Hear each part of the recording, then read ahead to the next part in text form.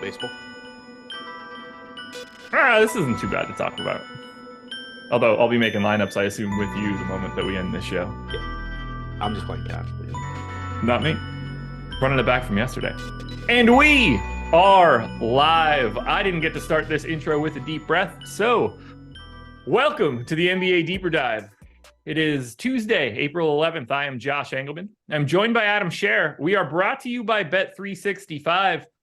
We got a two-game slate. We are kicking off the beginning of the NBA playoffs with the play-in games. Atlanta and Miami, Minnesota and the Lakers. Should be a fun night. Two good games. Neither team goes home if they lose, so there is that little bit of less appeal compared to what we'll see tomorrow, where if you don't win, your season is over. Now, be sure to hit that like button, subscribe to the channel, hit the notification bell so you know when everything goes live, and follow me on Twitter and Adam on Twitter at the handles below our heads.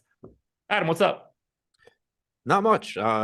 Wish that this show were a half hour earlier, but looking forward to talking about basketball that matters. I was hoping that it was a half hour earlier until I was doing everything that I had to do today, and was very happy that I had the extra half hour. Yeah. I mean, I hadn't looked at the basketball schedule, and I was like, baseball or the Orioles play at 6:30. Rodriguez is pitching. I'll go to the game. I'll have a half hour to get there once the show ends. And I looked at the schedule and was like, no, I won't. Are you excited? Like, are you going to watch these games tonight? No. No, not at all. Don't care. Do you care about either one of the games? I care about the Lakers because I have them to win the West. Fair. I don't even know why I asked. I know the answers to these questions already. You'll care about the Oklahoma City Thunder game tomorrow too, as well? About the Oklahoma City Thunder game. Yes. Yeah, that's fair. You know, you can make more bets, right? Like, if you want. Yeah, but I don't know. I haven't looked recently. I didn't really see anything that I really liked value-wise last time I looked. And then the last time that you looked, you were like, you know what I need? The Oklahoma City Thunder to win the West. That was the one that you were just like, this is a value I can't pass to win on. the title, not to win the West. That's better. That's better. So that jumped out to you as like a miscarriage of justice enough to make a bet. But right now you're just not 800 to 1. Yeah, sure. You could probably still do something dumb like that if you want. I think it can't be 800, can it? That feels a little long. See? Fair. I'm looking now. Oh man. Oklahoma City Thunder to win NBA Finals, $100 to pay $80,100. So yeah, 800 to 1. Okay. Just for obvious reasons, that was a giant waste of $100. But it is not the worst way you've spent money in the past 365 days. So it is definitely not. And if you got to play these playoffs out 1 million times, it would probably come out ahead. I don't think that's true. I don't think there's a chance, no matter how many times we sim this, that the 10 seed in the play-in is going to make it through the entire Western Conference Finals. When I bet this, they were the 7 seed also. This was before they just shit the bed down the stretch. Right. You probably could have gotten even better. No, you could have added on if you needed to down the stretch. It moved. Even as they were losing, it was moving. Got it in with a good number. Congratulations too. Well, Kissling's wings do sound good. What sounds good? Kissling's wings. Where did that come out? What? Chat. Oh, is that a thing that should I know that? No, it's just like my favorite wing place in Baltimore. Gotcha. That's fun. That's fun. Who doesn't love wings? Yeah. Fantastic food. Favorite sauce, or are you just like whatever the normal buffalo is? Yeah, normal buffalo typically. Okay. Had to ask. Alrighty. You want to talk some basketball? We got a lot to get into, honestly. Yeah. We're going to kick it off, if you're ready for it, folks, with the Atlanta Hawks. They are 5-point dogs in Miami, 228 total. Everybody that's normally available here for the Hawks is available. So let's talk about it now, and we'll start at the top with Trae Young.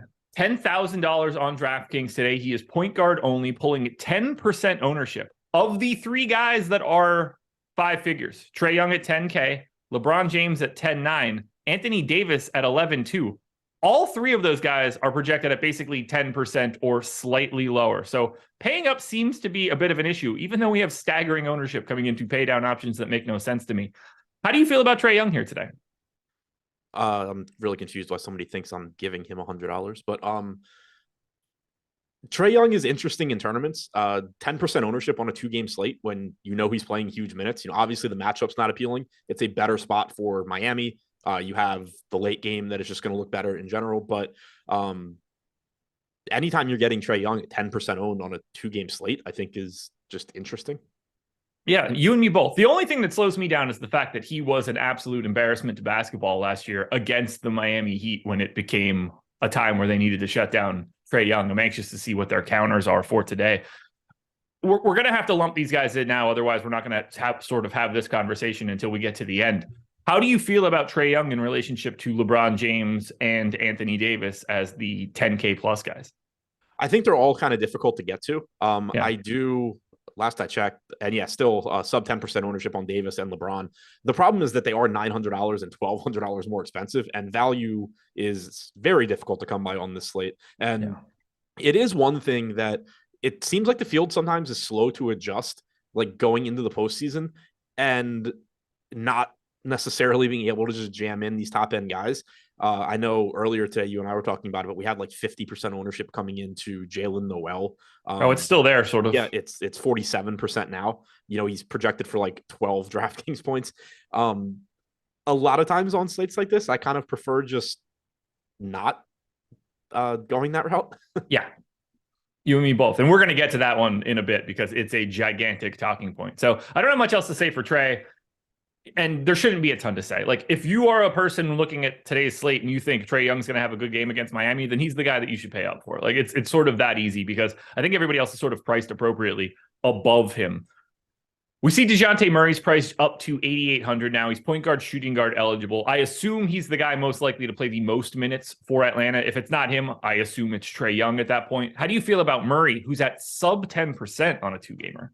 Yeah, I mean, still an unappealing matchup, but the price tag's a little bit easier to get to. You're saving $1,200. Those are the types of plays that I start like a little bit more in the postseason. Granted, it's going to apply even more so to the other side of this game with Butler, Hero, Bam, because you know they're in a better matchup. They're at better price points. But these mid-range good players that are just going to play huge minutes in the postseason, when you have that lack of value, they do become a little bit more appealing. I still think Murray's probably a little bit overpriced here. Capella, Hunter, Collins, Okongwu, like those guys from Atlanta, those are the guys pulling a lot of ownership. That's the price range I'm more comfortable in, kind of going here for cheaper guys for value and then expecting to pay up a little bit more on some of these other teams that are in more favorable spots. But, again, sort of like we were saying with Young, 8% ownership to Dejounte Murray on a 2-gamer. He has a 10% chance of being optimal, so going a little bit under owned. Yeah, like I know that I get to Murray a lot, and 8,800 certainly feels like a pay up to be contrarian moment. But like, this is a guy that had no problem playing 38 minutes a night during the regular season. I gave him 38 here. I think he's very live for 40 to 42 if need be. Round a fantasy point per minute. Like, you might be paying up for a worse lineup construction, but you are certainly getting it back in lack of duplication if he really is sub 10%. And I think that's an interesting talking point, at least for today.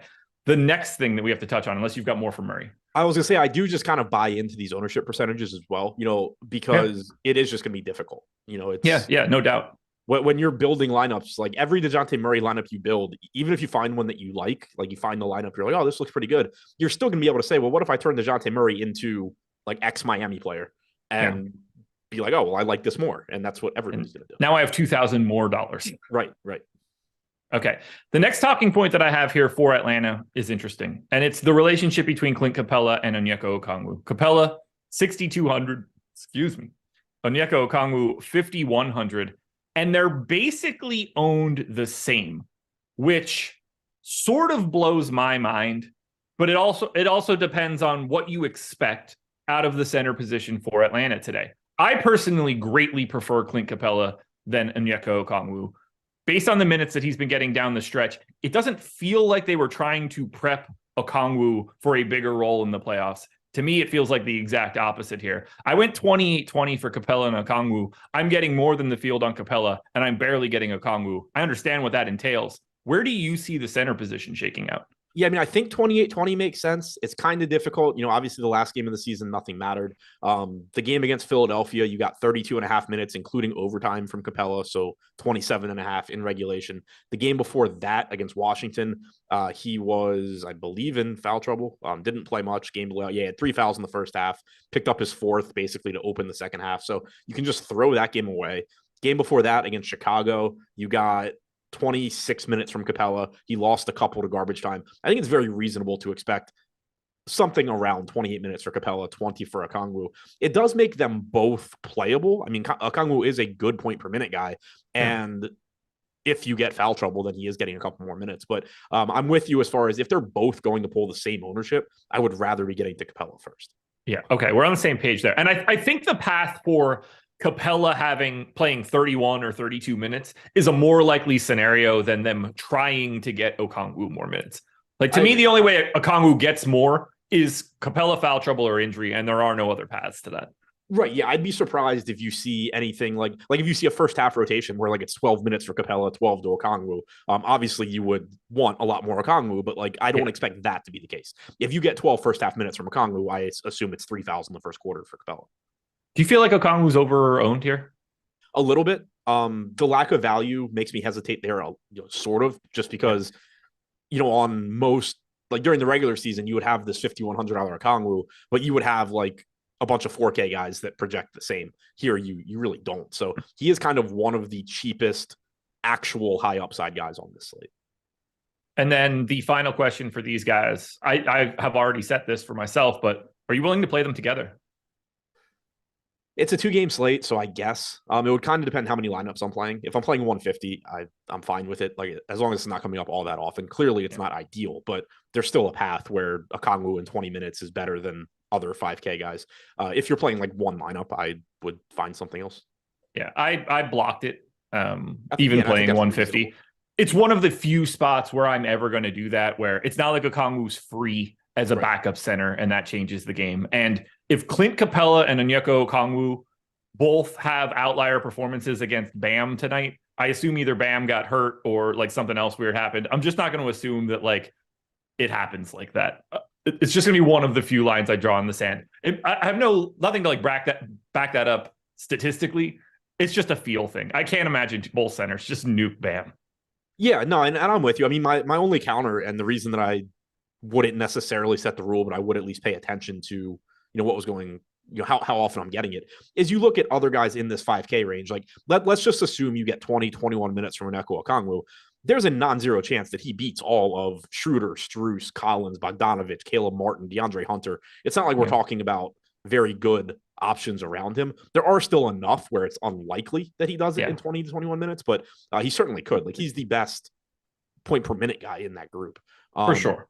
So there's that combined with like, it is going to lower your risk of being duped because a lot of people are going to set that rule. So those are like the two sort of points that I think work in favor of not preventing it from happening. But I also completely agree with you that if you want to prevent it, that's fine. I certainly wouldn't want to be doing it a lot at all. Yeah. Okay. How do you feel about the highest owned guy on Atlanta today? DeAndre Hunter, small forward, power forward eligible, 4,900, pulling 47% ownership. My big question is, how much can he play? Yeah, I mean, the ownership makes sense in that he is really inexpensive. He played 27.5 minutes against Philadelphia in what I think is the best proxy for, what you can expect playing time wise here. It was a game that they needed to win. It was competitive. It was tied at the end of regulation. I assume he's playing like low 30s. Yeah, I gave him 32. I ended up getting to about 40%, and that feels fine to me. But he's also, if you knew his health and you knew it was good, I think he's playing 36. Yeah. Right, yeah. And at that point, he's one of the better, like probably, arguably the best play that you can get to today. So that's where it starts to get a little tricky for me. I feel like he's a little over-owned, but at the same time, there's meat left on the bone for him. Yeah, I do agree with that. If you're not getting DeAndre Hunter in a lineup, I think that exploring the Bogdanovich, Saddiq Bey space is probably an interesting way to go. Bogdanovich is 20% owned, 5,200 shooting guard, small forward. Bey, 3% owned, 5,800 small forward, power forward. When you look at those two guys, how many minutes do you want to go to each? Do you like anything here? Because obviously Bey's price is high. Yeah, Bey's price is high. I think Bogdanovich is the preferred option of the two. I don't think he's 7 times better than Bey. I think there is enough volatility in the rotation here. We saw it down the stretch this season where there were plenty of times where Saddiq Bey was the one getting important minutes over Bogdanovich. I think, again, my guess is that Bogdanovich gets more minutes, but I think that is a spot where there's a lot of sort of volatility in the playing time, and getting a 3% owned Bey on a 2-game slate where there's very limited ways to be different and get low owned guys. I think that is a little bit too low of a number. That being said, I would still expect to be playing more Bogdanovich. Yeah, I have more Bogdanovich as well, but I am at 7% Bey. That seems like a pretty reasonable spot because it's not like he's the guy where I want to take a giant stand. He's still 5,800. That price sucks. Yeah, it does. It's not good at all. But, 2-game slate. So the final name, the guy that we haven't talked about yet, I don't think there's too much to say. I find him interesting, and that's going to be John Collins. He's 5,300, power forward center, 30% owned. I'm a bit higher than that mark right now. The question is, how many minutes do you think he plays, and how do you feel about it? I would expect him to play 30, 32. The Philadelphia game, you got 32 in overtime, so he played like 27, but certainly could see a little bit more condensed rotations here. I think he looks good at this price. He obviously has been disappointing for a lot of the season. Did play a bit better down the stretch. That did coincide with more playing time as well. But, again, it just comes back to that price range being really valuable when you have the 3 main guys on Miami that you're going to want to get to that are more expensive. When you have guys on Minnesota like Towns and Edwards that you're going to want to get to, this price range is just really, really useful. Yeah. When I look at Collins, the only thing that concerns me is DeAndre Hunter's minutes. If he's capable of playing more, then they are very live to take John Collins off the floor late. Hunter moves to the 4, particularly against this Miami team who does not have an actual 4. And then you're bringing on Bogdanovich or Saddiq Bey in lieu of John Collins, and you become a little bit more switchy. Yeah, you could very easily get a closing lineup that has one of those 2 guys in place of Collins. Yeah. And that's where I'm nervous about having a decent stand on Collins, because I am getting there and I'm happy to get there, but I see it's all DeAndre Hunter. I just don't know how much he can be out on the floor. Yep. If DeAndre Hunter's playing 32 minutes, then I feel pretty comfortable about John Collins playing time. If you think that DeAndre Hunter's playing 36 plus, then he's probably closing at the 4. Yeah, I think that. Yeah, I agree with that. And that's kind of what I was thinking about when we were talking about Saddiq Bey and Bogdan, is like, where are the minutes coming from? Because it's not coming from Trae Young. It's not coming from Dejounte Murray. For one of those guys to play enough minutes to really be good, you either need DeAndre Hunter to be on the lower end of his minutes range, or you need John Collins losing some minutes, or you need them to go well outside their norms and close with John Collins at the 5, which they could, but they typically don't. I would be shocked if they do that here against Miami. Yeah. Anything else for Atlanta? No. All right. Good breakdown. 1 team in the books. Guys, hit that like button. We got 3 more teams to go here. Schedule for the rest of the day. Ooh, go ahead. No, sorry. I'll say one thing I was going to add, because I saw the Jalen Johnson name come up in chat and you just immediately said no. Jalen Johnson's the kind of guy that just gets booted in the playoffs. Like, I didn't give him a single minute. Right. Maybe he steps on the floor, but that's the kind of guy that, I was saying at the top of the show, people sort of struggle a lot of times. You'll notice, like, to transition into playoff NBA. And it's because they go, well, I really want to get to Young, James, Davis, whatever it may be. I'll take my chances on 14 minutes of Jalen Johnson when really Jalen Johnson's spot in the rotation is just becoming more Sadiq Bey, DeAndre Hunter, John Collins.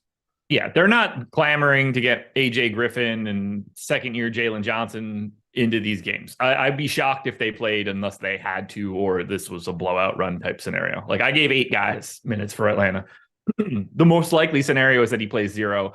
I think the second most likely scenario is that he plays whatever the blowout run is in the game. I don't think that he plays a competitive minute, barring like hardcore aggressive foul trouble injury type stuff. It's just not like, we're in playoff basketball now.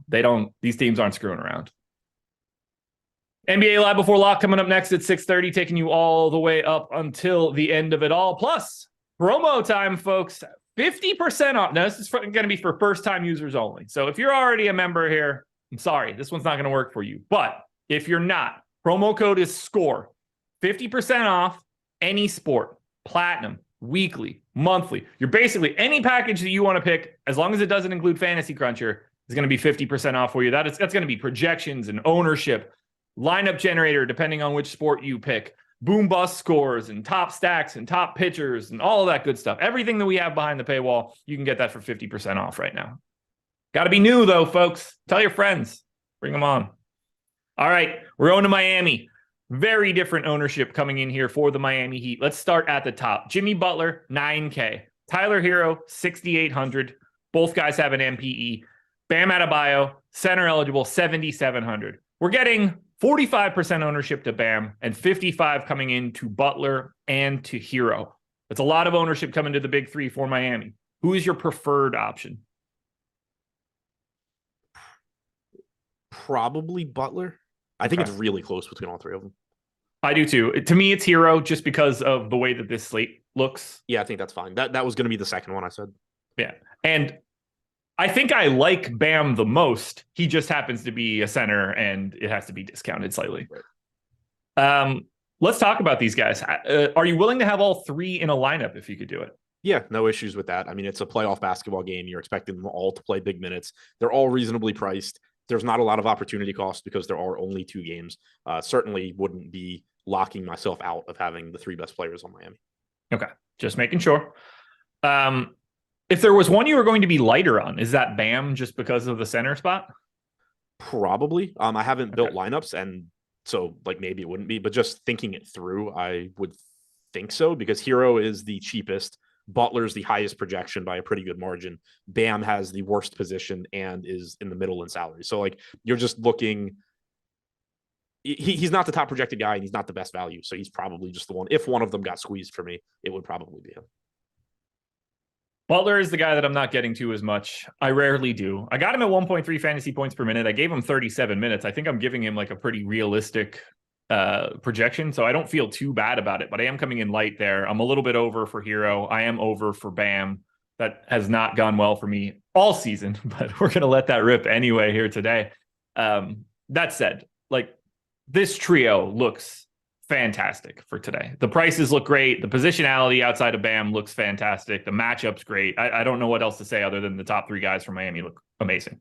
Yeah, and it's really interesting. Like 2 teams on this slate, the upper mid-range guys look really good.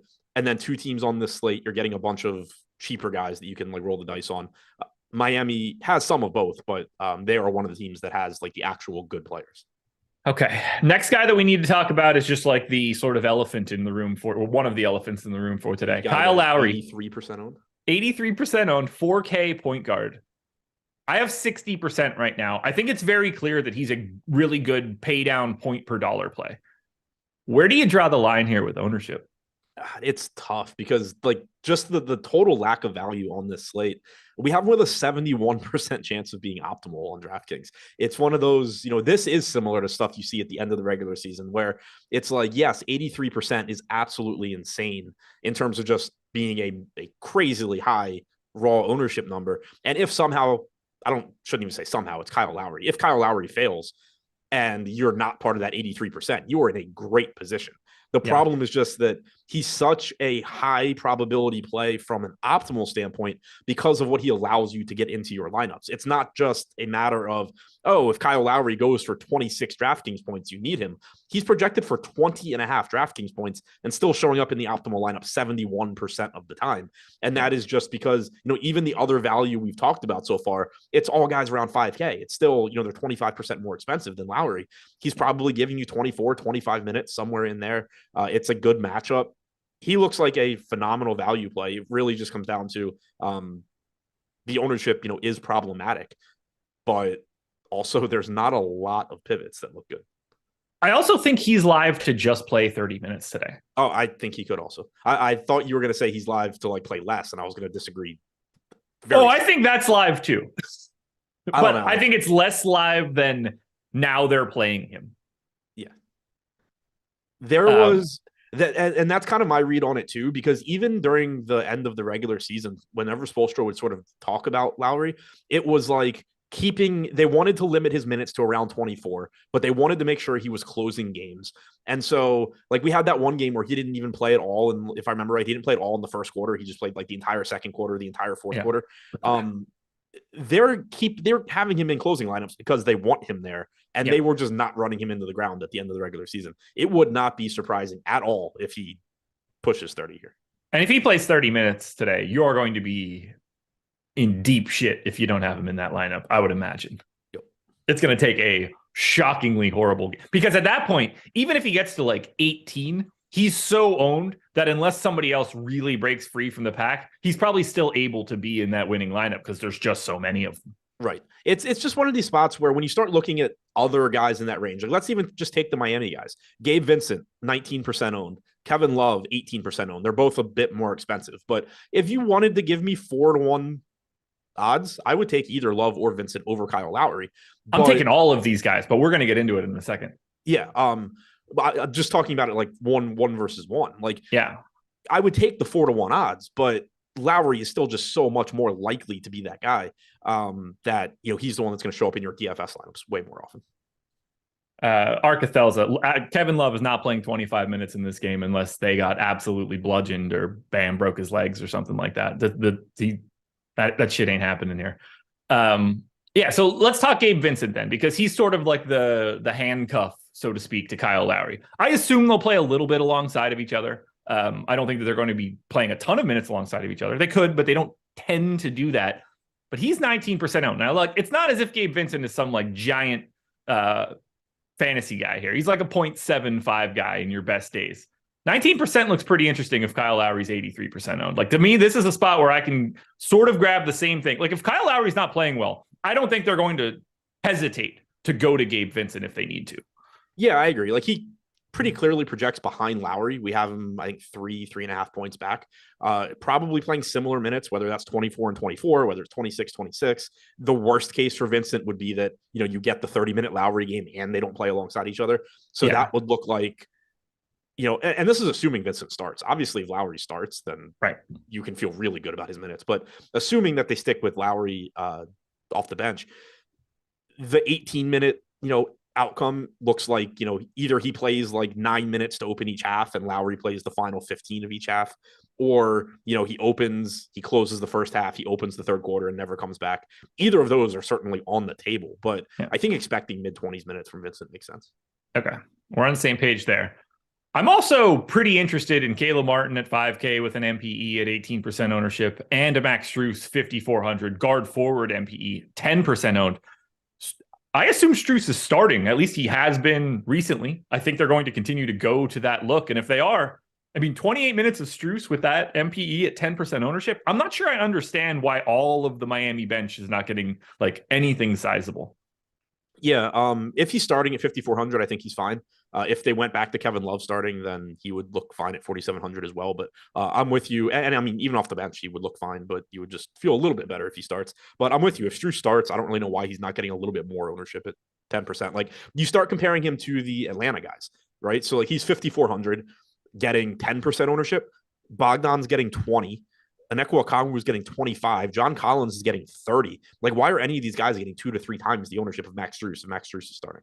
Yeah, I have no idea. So I'm getting to three times the field on Max Strus. I'm getting to 2x the field on Caleb Martin. I'm over on Gabe Vincent.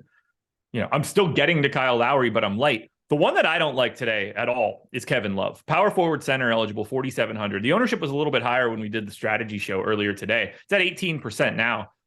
Assuming he's not starting, I can't imagine they want to play him all that much alongside Bam. I think he's just going to be largely the backup, if anything. And this is a absolutely terrible spot for Kevin Love because Trae Young is going to put him in a pick and roll every single possession. And this isn't 6 years ago Kevin Love, who might be able to hold off Steph for one possession. He's going to get beat like a drum out there. Yeah, the only favorable case I could make for Kevin Love is that he is still a good rebounder and a capable scorer. Like, he's a good point per minute guy. If he somehow walks into 22 minutes or something, then he's probably good. But realistically, you're probably getting 18, 19. 4,700 is not the best price for that. And he's getting ownership. So I certainly don't love it. I get it. Good pun there that I don't think you realized you had.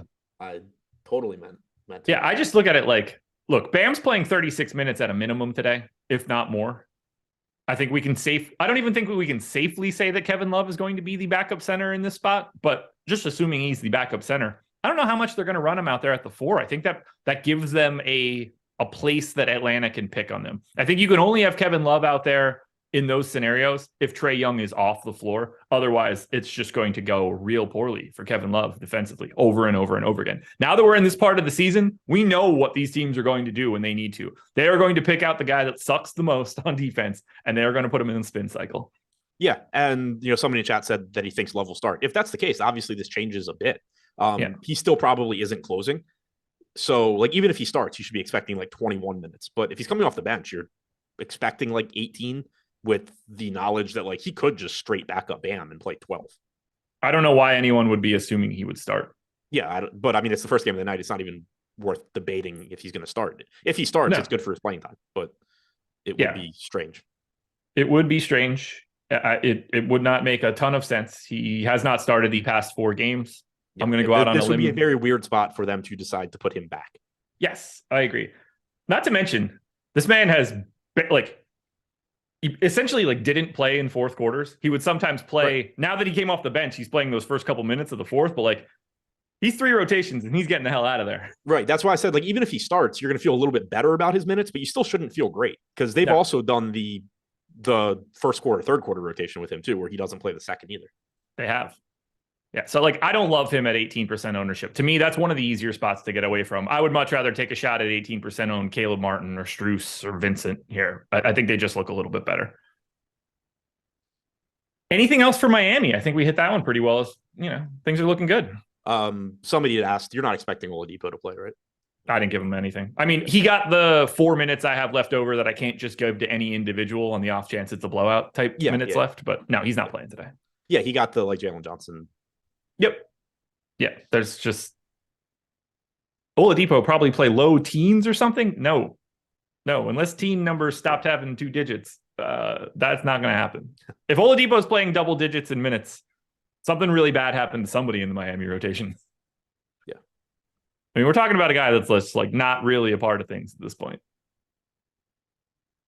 You know what is a part of things? That would be Bet365. And if you are in one of the following states, New Jersey, Colorado, Ohio, or Virginia, you are in luck. If you bet $1 after making a deposit, you will get $200 in bonus bets. This deal is exceptional. If you have the opportunity to do it, take the free money while you can. Now, the bonus bets winnings are added to a bonus bets balance.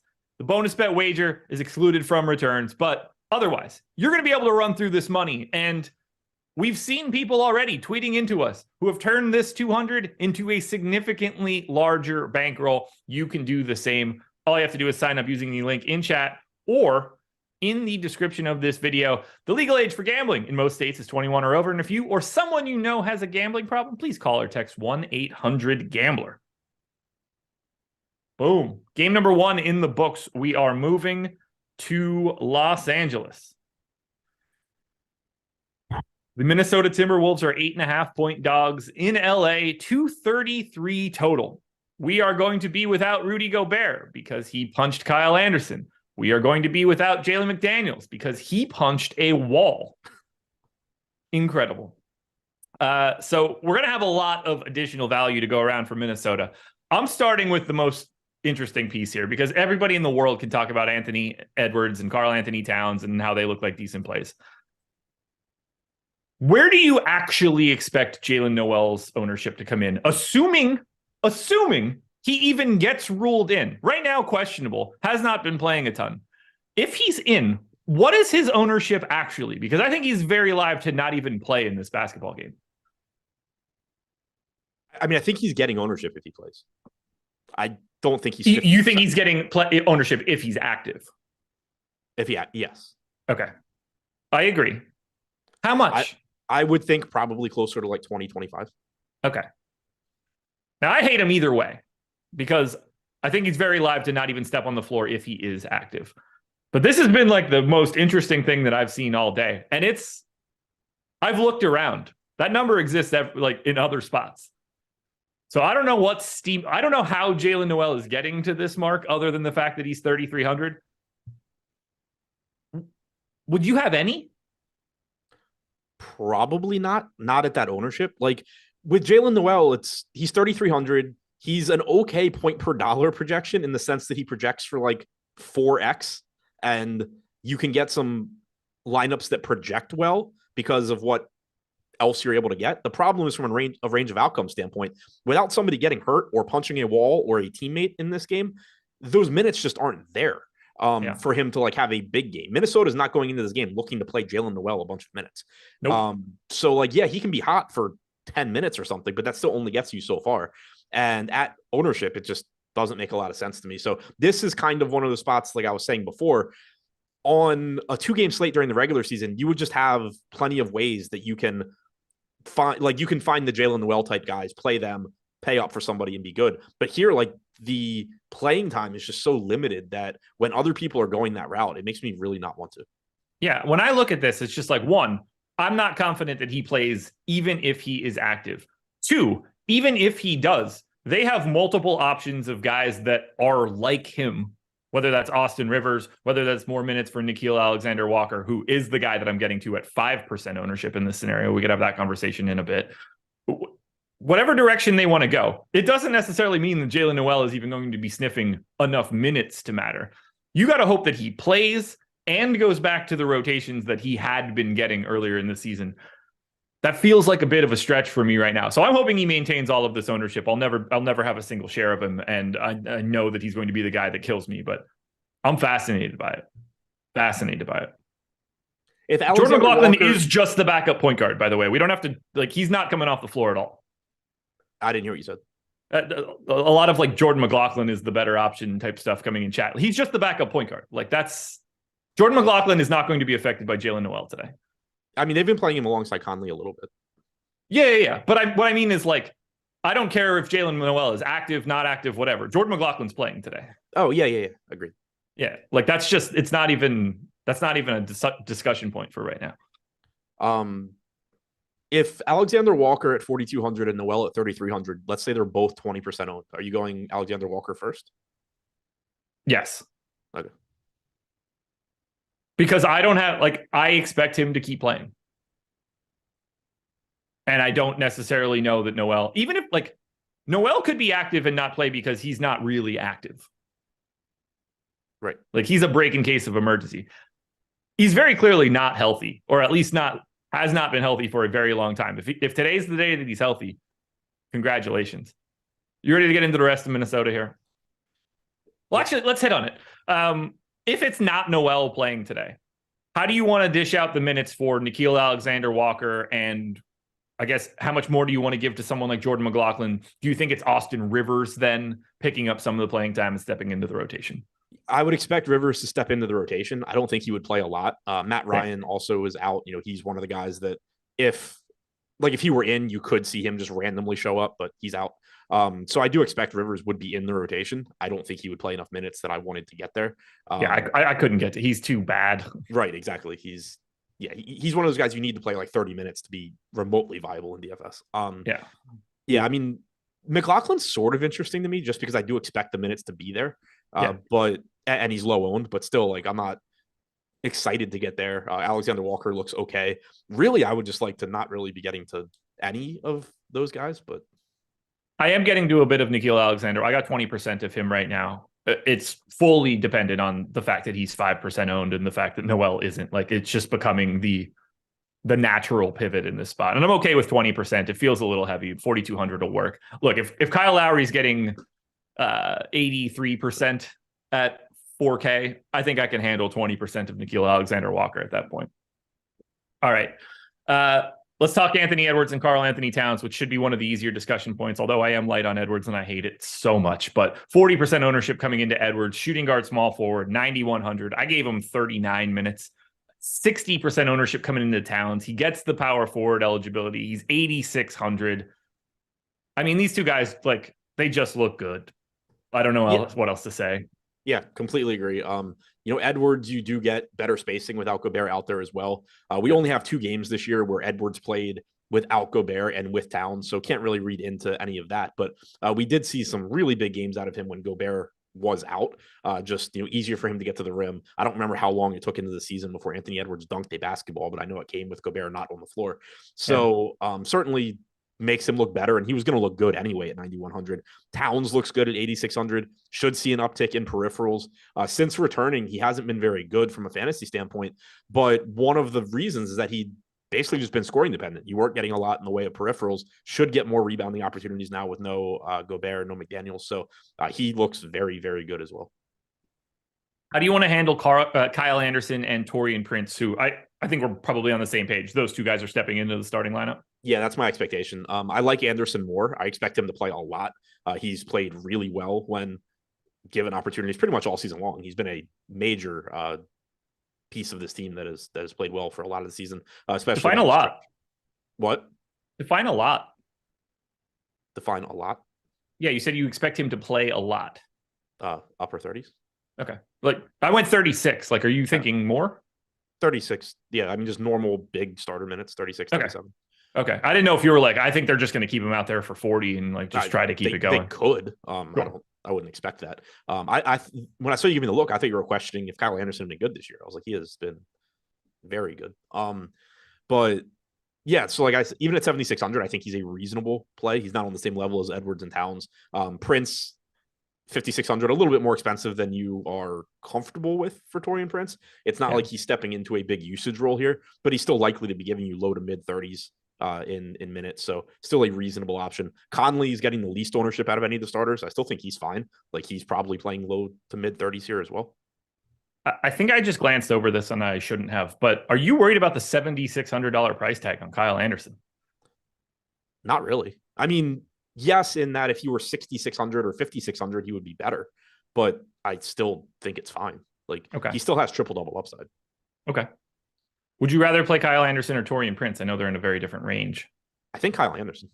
Okay. I have more Prince right now, but I think this is, again, just like a financials discussion. Right. Like 7,600 is big. I realize that.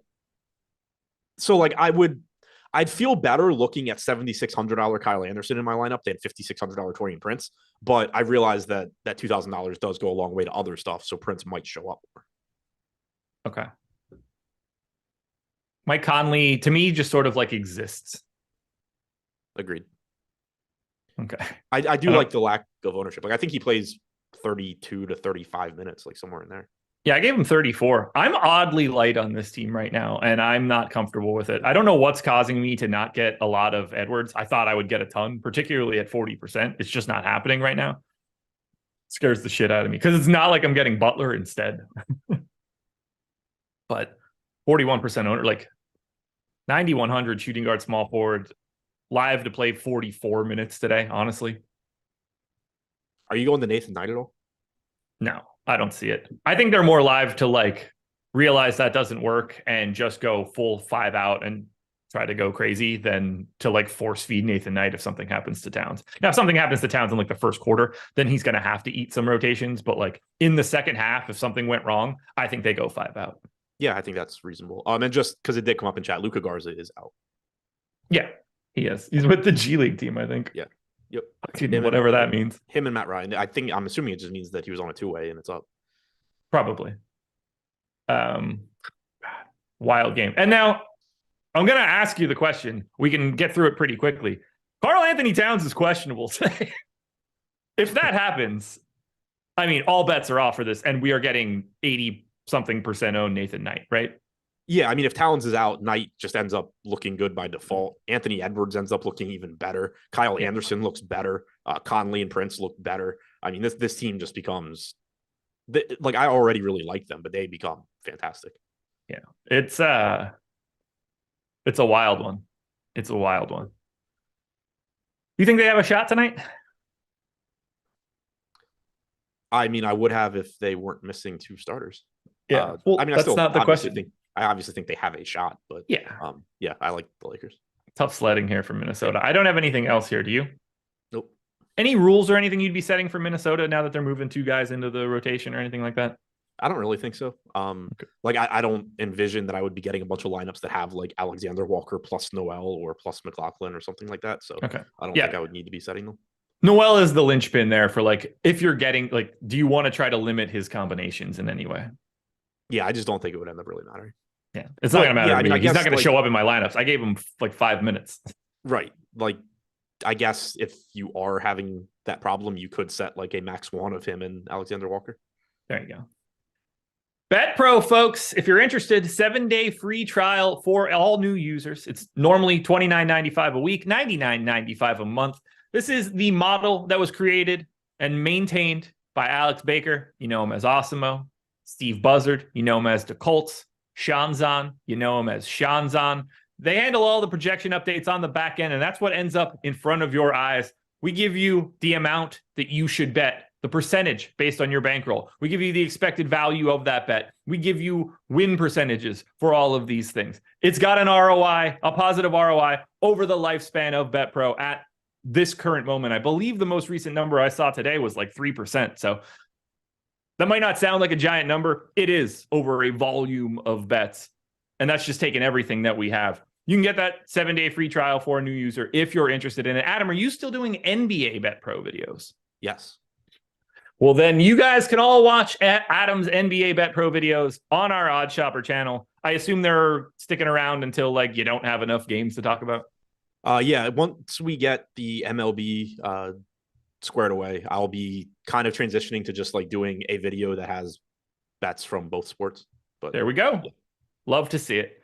So make sure you're checking out BetPro, everybody. Make sure you're hitting that like button. 2,000 people in here right now, 208 likes. That is not going to get me where I need to be.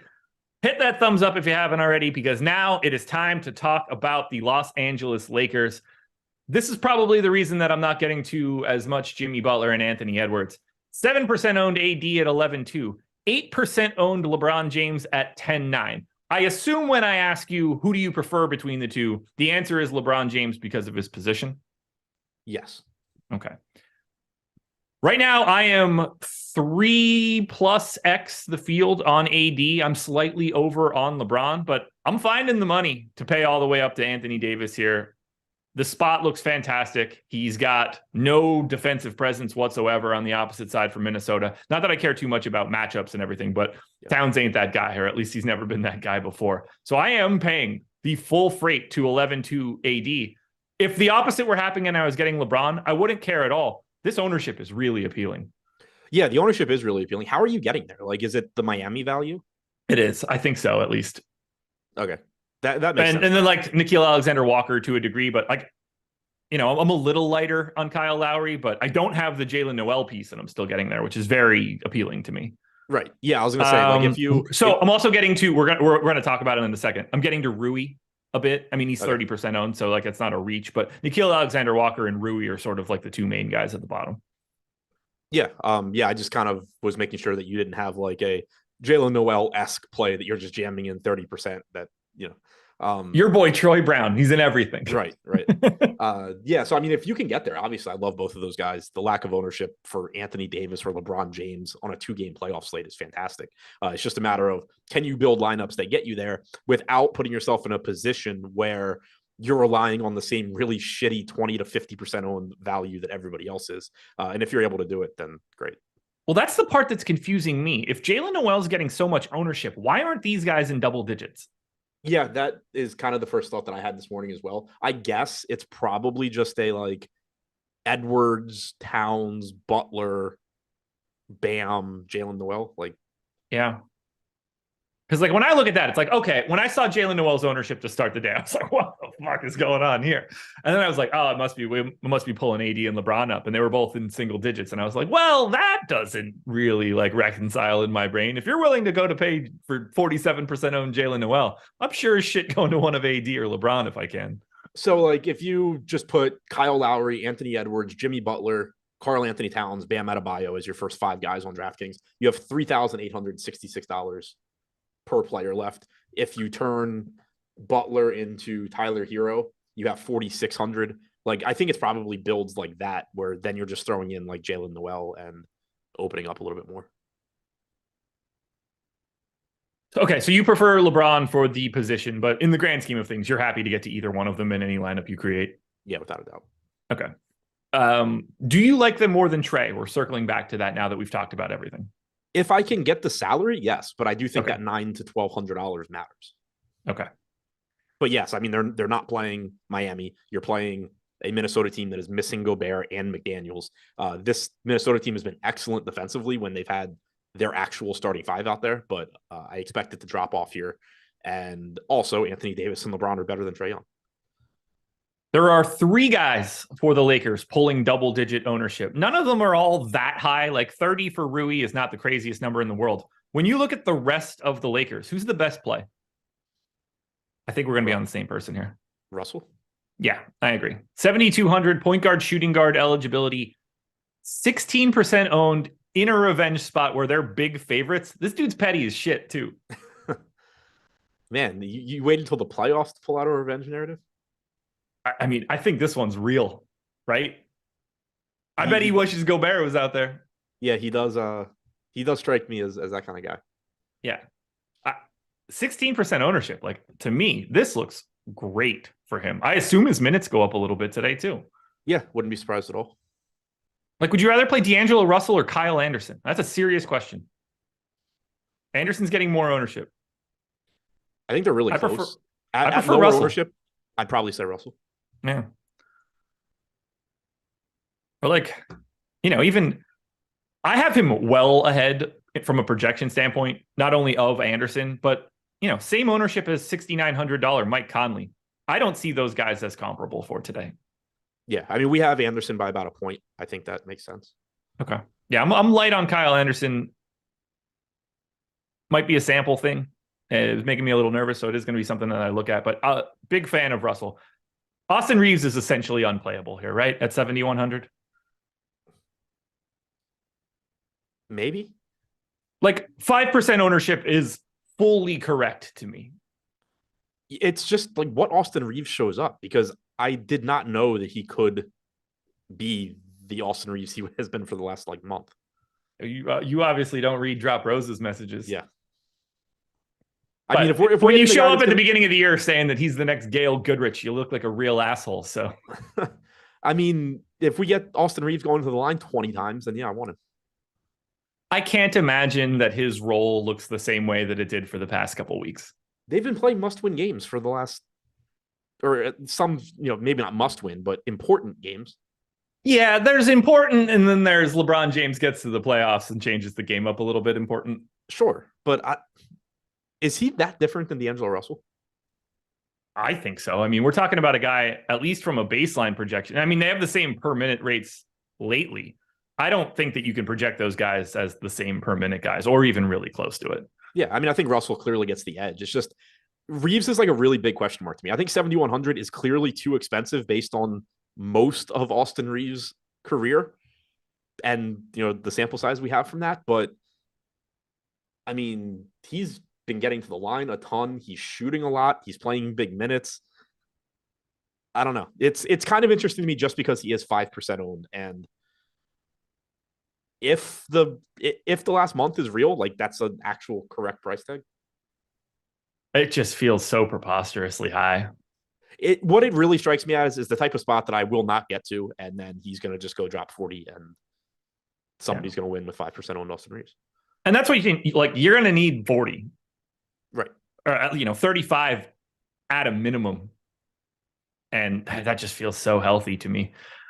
So we got about 5 minutes left. We got a couple more guys that we need to touch on. When you look at Jared Vanderbilt and Rui Hachimura today, they are separated by $300. Otherwise, they have the exact same positional eligibility. Do you prefer one of these guys over the other? I prefer the lower owned one, which in this case is Jared Vanderbilt. I have them both pretty heavily. Would you play them together? I think so. I think so too. Yeah, I mean, it's kind of if I was willing to here and there play Capella and Okongwu together. So like clearly I would set that rule before I set this one. I still wouldn't want it a lot. You kind of think like typically they don't play alongside each other. Yeah. And when you try and think through the closing lineup, Davis is certainly out there. LeBron's out there. Russell is out there. Reeves is probably out there, which leaves one spot. Yeah. I have probably a little bit too much of both of these guys, but at the same time, I also think they could trim the rotation and those guys could be guys that get the benefit of that. Right. Like, I don't know what they're doing with Malik Beasley. Yeah, he's like a really big wild card to me. Yeah, he is fully unowned and at 4,600, but like based on the minutes that he's been playing as of late when people aren't out, I don't really see the path to get to him. That said, he might just go up there and play like 26 minutes. He's played a lot in the last two. No Dennis Schroeder for both. Oh, that's what it was. Okay, yeah.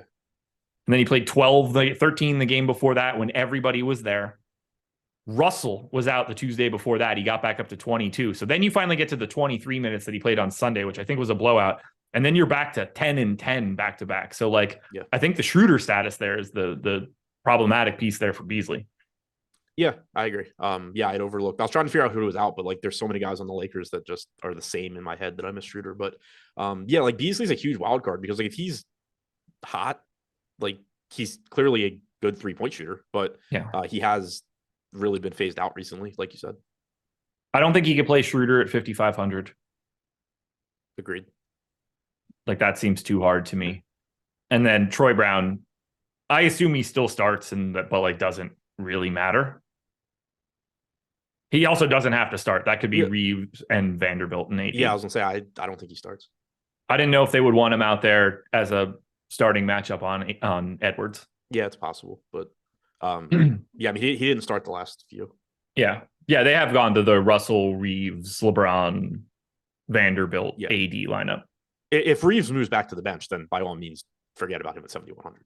Yeah, and then probably still forget about Troy Brown, but he becomes more viable than he was before that.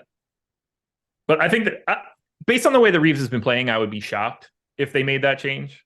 Agreed. I just didn't know if they'd want to go to LeBron at the 4 as well. They've got a lot of moving pieces as bench guys. Anything else that we should touch on here for the Lakers? Just to clarify, because it seems like at least one person in chat is very confused by what I just said about Austin Reeves. I do not think Austin Reeves is a particularly good play. He strikes me as someone that has a path, and if the last month or whatever has been real, then he's got a ceiling, but he's not somebody that I would expect to have. Okay. Yeah, I got to 2 lineups, and honestly, I'm shocked that I even got that. Russell is the guy that I'm taking the biggest stand on relative to ownership. I'm getting to too much Vanderbilt and Rui, and I don't totally know how to stop it from happening. And that's what's kind of scaring me. I think they're just going to be. I really don't know what to do with those 2 guys. I mean, that's the trickiest part. You can also just set it so that it takes a little bit off their projection when they're together. Yeah, that's probably not the worst idea in the world. All right. Anything else that you want to touch on for this slate? Like, as we look at it now, as we look at it from top to bottom, you see that 10% of ownership coming into AD, LeBron, and Trae. And then you get to 40 and 50 out of Anthony Edwards and Jimmy Butler. Where, like, when you look at ownership just in general, what's the main pivot spot that you're looking at other than Jalen Nowell? I don't really know. Like, who do you think is either most overrepresented or underrepresented? I think Max Strus, if he starts, is probably most underrepresented. I agree. And that's why I'm getting a lot of Strus. So I feel good about that answer. Yeah. As far as over, I mean, Jalen Nowell. But again, I think that's probably coming down. And if not, then definitely that's my answer. Yeah. Yeah, I don't know. There weren't many outside of him. There weren't really guys that I looked at the ownership and it didn't make sense as far as being too high.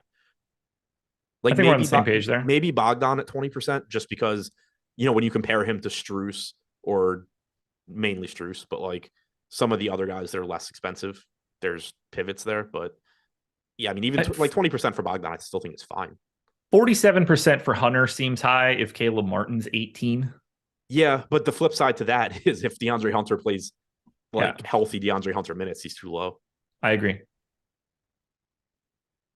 Yeah, that's more of just a question mark than anything else. Like, when you look at it, it's like, okay, DeAndre Hunter shouldn't be 2.5xing Caleb Martin at, identical salaries, but fun slate, I think. I'm excited to watch both games too.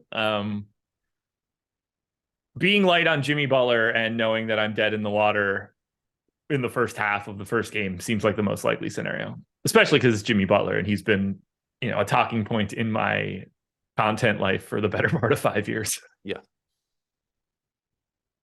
NBA Live Before Lock coming up next. Thank you to Bet365 for being the sponsor. Hit the like button in the interim. It helps us out a ton. We'll talk to you guys later. Enjoy basketball.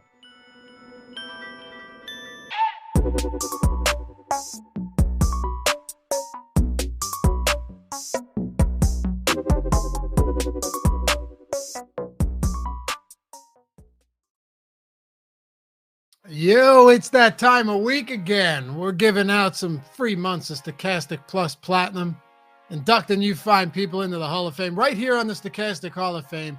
All you got to do to get involved, become part of the big show, as you're going to see many huge screenshots from today, is download the Stochastic profile picture at stochastic.com/avatar.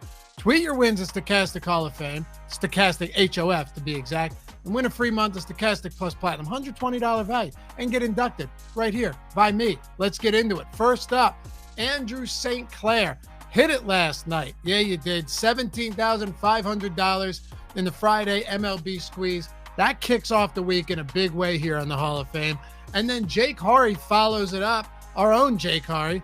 Night in the hockey streets. Use the Stochastic NHL Top Stacks tool to get more or some extra Colorado 1 lineups for the top positive leverage stack of the slate. First place, $10K for old Jake Horry there. And these next couple, not qualifying for the free month, but we will have an Odds Shopper Hall of Fame coming up shortly. I don't know if we have. I don't think we do, but it's coming. I had to put them in there because they were massive. Monroe, does this count? No, but you still get up here, which is pretty cool. $4.50 wager, $10,600 win on that. Just massive long shot, 5-leg parlay, $4 into $10,600. You do not see that often. So congrats, Monroe. That's massive. What about Tim Hutchinson? Thanks to Stochastic.com for the great tools. May not make the Stochastic Hall of Fame, but hitting 5 of these in one day is fire. Yeah, look at the ROI on all of these. Another one, using the Stochastic betting tools, using the Odds Shopper betting tool, the NBA Bet Pro. You know how it goes. MLB Bet Pro, to be exact. It's a beautiful thing. And then last one from a betting perspective before we get to some DFS. Adrian is that guy. I watch the show every day. Thanks, man. $100 in the $7,300 there. Another massive payout on a parlay. So, hey, betting life, betting world's coming to life, and I love to see it. Next up, Kevin D.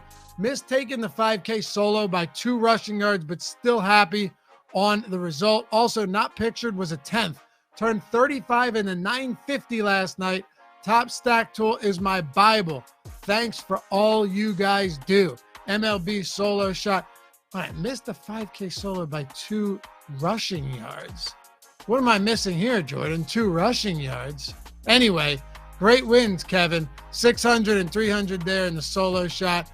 And then Kush God, the simple Stochastic Hall of Fame. Good start to the season. Yeah, $1,000 in the solo shot. First place. Big one there. And remember, guys, doesn't matter if you're playing in a field, as long as it's a field of 5,000 or more, and you take top 3, you're getting the free month. You're getting up here. Could be 25 cents to enter. Nickel, doesn't matter. Austin, the Masters was great. Sweating the last 18 holes was even better. Thanks for the data and resources that allowed me to earn second place finish in the birdie. $1,500 for Xmas time there, second place. And Jonathan Handy, hey, Stochastic, check out this cheeky win. Cheeky, huh? MLB win to start the season. Thanks all the great shows and projections. First out of 53. Oh, just got in there. Just got in for the free month. Congrats, Jonathan. And the final 2, shout out to Stochastic for helping bring home the bacon. MLB 5K Mini Max. First place, $1,000 going to Brady Smith. And we close it out with D-Fick. It's only $40, but I'll take a solo bink in a showdown with 22,000 entries any day. Just had to leave a little salary on the table. Nice breakdown by Matt Kajeski. Definitely helped. Hey, first out of 22,000. Now you can use the tools to level up, increase the bankroll and the stakes. Congrats to all of you guys. Remember, stochastic.com/avatar. Tweet your wins at Stochastic Hall of Fame with the screenshots. Finish top 3 in a field of 5,000 or more. You're getting up here, inducted into the Hall of Fame, and you're getting the free.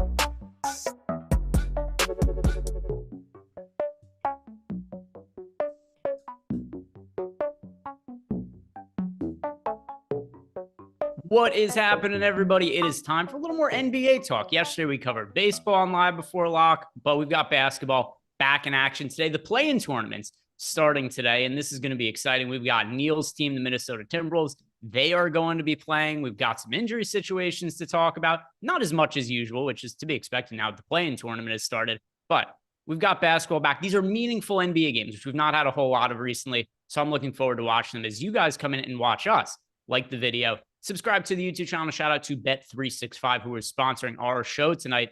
Neil, how are you doing? Your team's playing today and is in all kinds of disarray.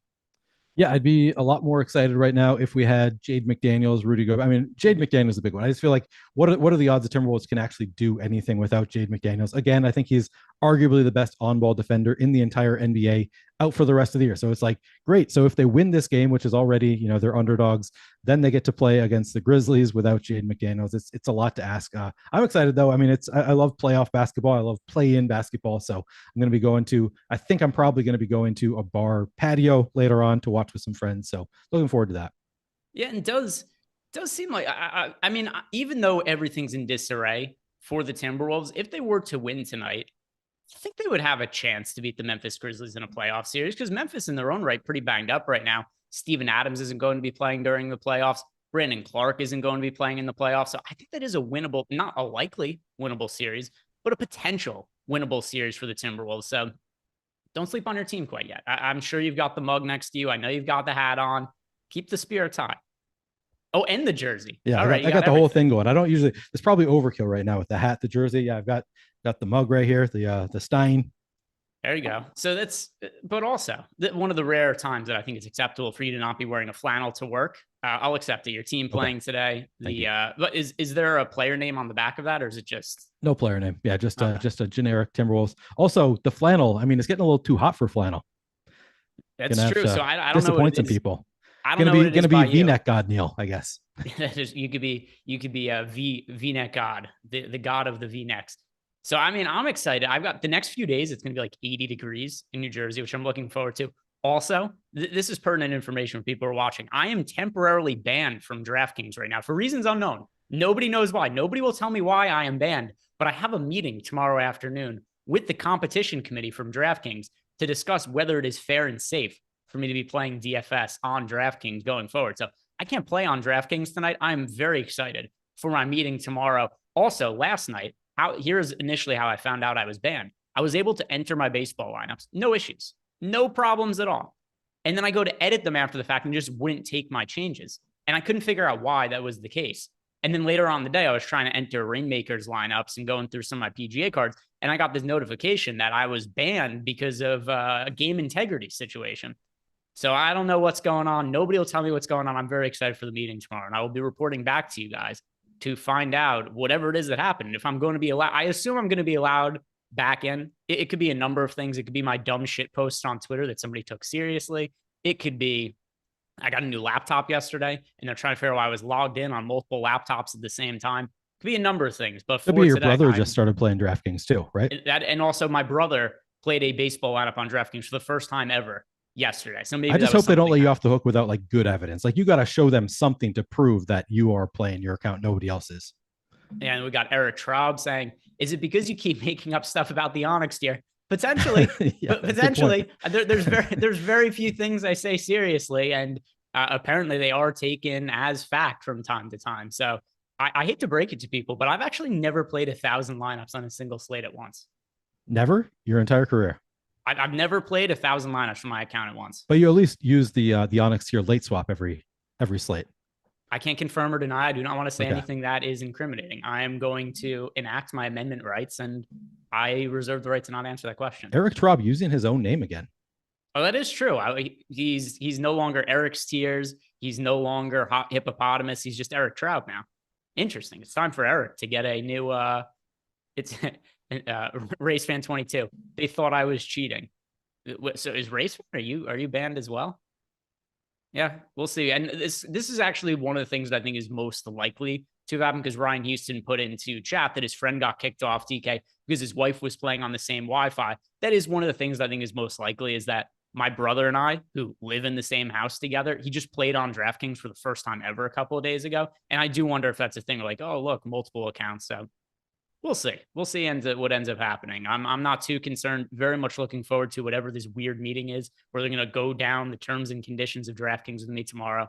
So we'll see how that goes. Hopefully I don't say anything stupid and dig myself in a deeper hole, which is also one of the more potential outcomes of tomorrow's situation. But for today, we've got this NBA slate to talk about. And before we get into it, I want to talk about our sponsor, Bet365. Because if you guys have not taken advantage of the offer at Bet365, you're leaving money on the table. This is the easiest way within our industry that you can make money. You bet $1 and you're going to get $200 in bonus bets after you sign up at Bet365 using the link we have below. Unfortunately, it's only available in New Jersey, Colorado, Ohio, Virginia. But if you live in one of those states or live close to them, there are these things called cars. You go over the border and then they'll be like, oh, look, he is in New Jersey. And then you take advantage of that, make a Bet365 account and collect some free bonus money for them. Once again, $1 wager, and they're going to give you $200 in bonus money over at Bet365. If you or anybody you know has a gambling problem, call or text the number 1-800-GAMBLER. Once again, great offer to take advantage of. You're not going to find too many of these better than in the betting industry. Now, Neil, have you built out lineups yet for today? And this is one where you really could have built lineups well in advance and don't have to be too concerned. It's not like any of these other NBA slates where we don't know who we're playing until 45 minutes after the slate starts. So is this something where you feel like you're pretty comfortable with all the information we have? I know that we have Kat and Kyle Lowry listed as questionable. Lowry's actually been updated to playing now, but we officially have Karl Anthony Towns listed as questionable. I don't consider that to be a real injury, though. I don't either. I think Kat's playing. Not too worried about it. I have not run any lineups yet. I will do. I just have to click the lock button on Kat and Ant and Torian Prince and Mike Conley, and then I'll be good. All right, there you go. Just lock in all of your favorite guys. And This is a 2-game slate. So before we get into some of the nitty gritty, and if you guys have questions, throw them into YouTube chat, at me in Discord. If you're one of our Stochastic Platinum members, one of the perks to get into our Discord, at me if you have any questions, we could answer them. For today, Neil, I know you're usually pretty set in your ways and not wanting to get more than 3 players from any one team. 2-game slate. I imagine you're deviating from that. I am deviating from that. I'm deciding somewhere between 4 and 6 right now. I just set it to 4. I still might update that later. I'll see how my lineups look, but yeah, definitely not doing 3 on a 2-gamer. Okay. Yeah. Just wanted to see where you were at in terms. I don't have any rules set. Now, with that said, the lineups I ran, which I'm not allowed to enter on DraftKings, but I've got them built out here. I did not get to any lineups for more than 5 players. Not because of any rules I set. That was just the way things broke out when I was running lineups. As far as FanDuel goes, I did get a handful of lineups that had 4 team stacks. Actually, a lot of lineups that had 4 team stacks. The team I got the most 4-team stacks of on FanDuel. Want to wager a guess who that was? Sorry, the team on The FanDuel? team that I got the most 4-player stacks of on FanDuel. I would have to go the Heat. I haven't looked at pricing on FanDuel. Is it the Timberwolves? Okay. It is the Timberwolves, which is why I brought it up to you. On DraftKings, the team I got the most 4-player stacks of is the Heat. But for FanDuel purposes, it is the Timberwolves. So I wanted to bring that to your attention because I thought that would make you feel better about their odds of winning or just be information in general. But yeah, there is a lot of value that looks good on Minnesota. And one thing that's a pretty big difference between DraftKings and FanDuel pricing is it looks like DraftKings was a little bit more aggressive with some of the pricing of the Timberwolves guys. Whereas as far as FanDuel goes, like Kyle Anderson, Taurean Prince, Mike Conley, Karl-Anthony Towns, these are guys that I got to just a ton of as I built out lineups. But let's start going, let's actually look at just positions in general, Neil, and talk about some of the players we want to target the most, because this isn't going to be the sort of situation where we're waiting for news or going to really have to alter stuff. I think we could just kind of look at projections and lineups now as is, the boom bust tool, the ownership, and feel pretty good that the data isn't going to change all that much. So let's start by talking about the point guards. And you could talk about it more from a DraftKings angle, and I'll hit on it from FanDuel. So we really make sure we cover everything. But as of now, on the tools we have, who are the point guards that stand out the most to you on DraftKings? And you can just start with, your number one overall guy that stands out the most from a projection standpoint. I mean, Kyle Lowry at 4,000, where there's like very little value on DraftKings in general. Getting Kyle Lowry at 4,000, we've only put him in for 24 minutes, and that brings him to a projection of 20.5. Clearly, he has upside for more minutes. It's an incredible matchup against the Hawks. So Lowry stands out as somebody who is just going to project really well. We've got him project for 83% ownership too, so not going to be some sneaky play, but I'd say he stands out. Hero also stands out at 6,800. Again, fantastic matchup with Atlanta. We've got him in for about 36 minutes, 36 fantasy points on this slate. The value is just too good on Hero. So he stands out a little bit. Obviously, Trae Young at just 10.5% ownership. That's really low ownership. Tough matchup with Miami, but Trae Young going to be somebody that I'm going to want to have in some lineups, probably above the field there. Dejounte Murray down at 8,800 is 8% ownership. So again, somebody, if you're paying up a point guard, those are your options. Trae Young, Dejounte Murray. D'Angelo Russell looks like one of our better leverage spots on the slate, at least as of the last time I checked. We're projecting him for just 16% ownership at 7,200. Let me refresh, but earlier in the day, at least, he was, I believe, our top leverage play on the entire slate. So I'm going to open that up, but he's still relatively low owned at 16%. D'Angelo Russell clearly has some upside at that price tag of 7,200. Not as easy with obviously LeBron and AD in the game with him, but still he can spike an upside with 7,200. And honestly, on a 2-game slate, he doesn't really even need to spike an upside at that price tag. He could, put up 34 fantasy points and still look pretty good. So D'Angelo Russell is somebody that I'm going to have some interest in. Yeah, we've got him projected 16% ownership, 26% chance of being optimal. So looks like one of the better leverage plays on the slate. Outside of that group, let me see who else I want to talk about. No, that's enough for now. Okay. I'll look at some of the FanDuel. Kind of interesting with Kyle Lowry. He is priced differently on FanDuel and he is on DraftKings. So FanDuel, you got Kyle Lowry priced all the way up at $5,600. So way different looking on FanDuel. Somebody who's pretty hard to pay up for.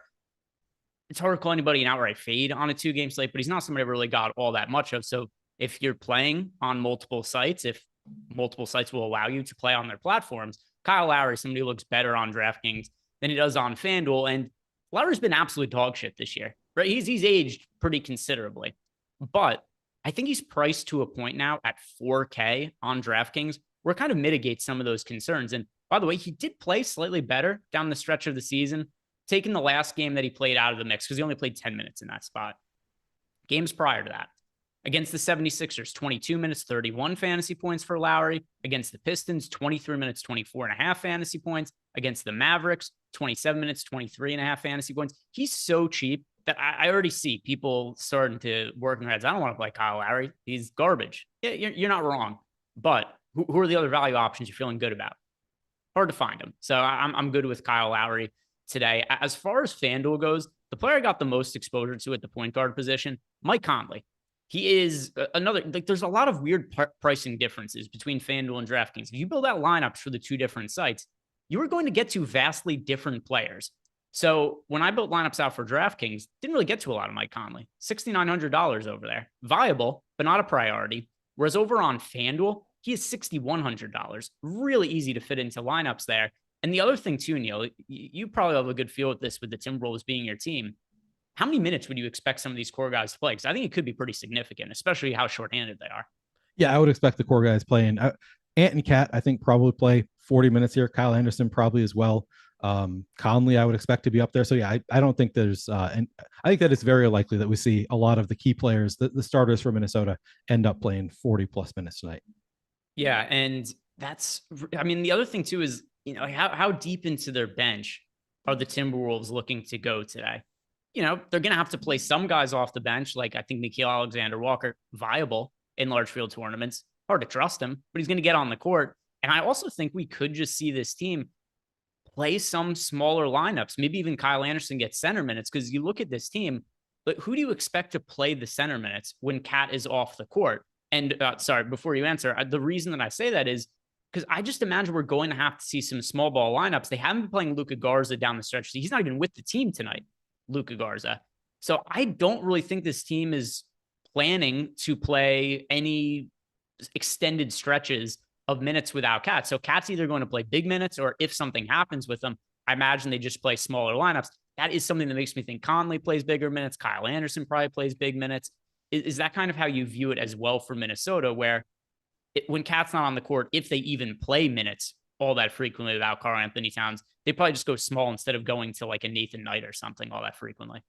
Yeah, I don't know, because it's tough with the matchup with AD. It'd be really tough for Kyle Anderson to guard Anthony Davis here. So I do think there's some, like, if Cat misses extended time, if he gets in foul trouble, if he gets hurt or something and can't play more than like 30 minutes, I would expect Nathan Knight to then pick up significant. I don't know about significant, but he would pick up some extra minutes, I would expect, against Anthony Davis here. Yeah, honestly, it's a tough call here, whether Nathan Knight is going to be in the game script without something happening to Cat, because yeah, I do expect Cat to play 40 plus minutes here. So I don't think that we're going to see a ton of Nathan Knight. I do think there's some volatility. I don't think we really know for sure though, just because if Cat does end up for some reason limited to even like 35 minutes, it wouldn't be that shocking to me to see Nathan Knight end up playing 10 plus minutes if they need him to guard Anthony Davis.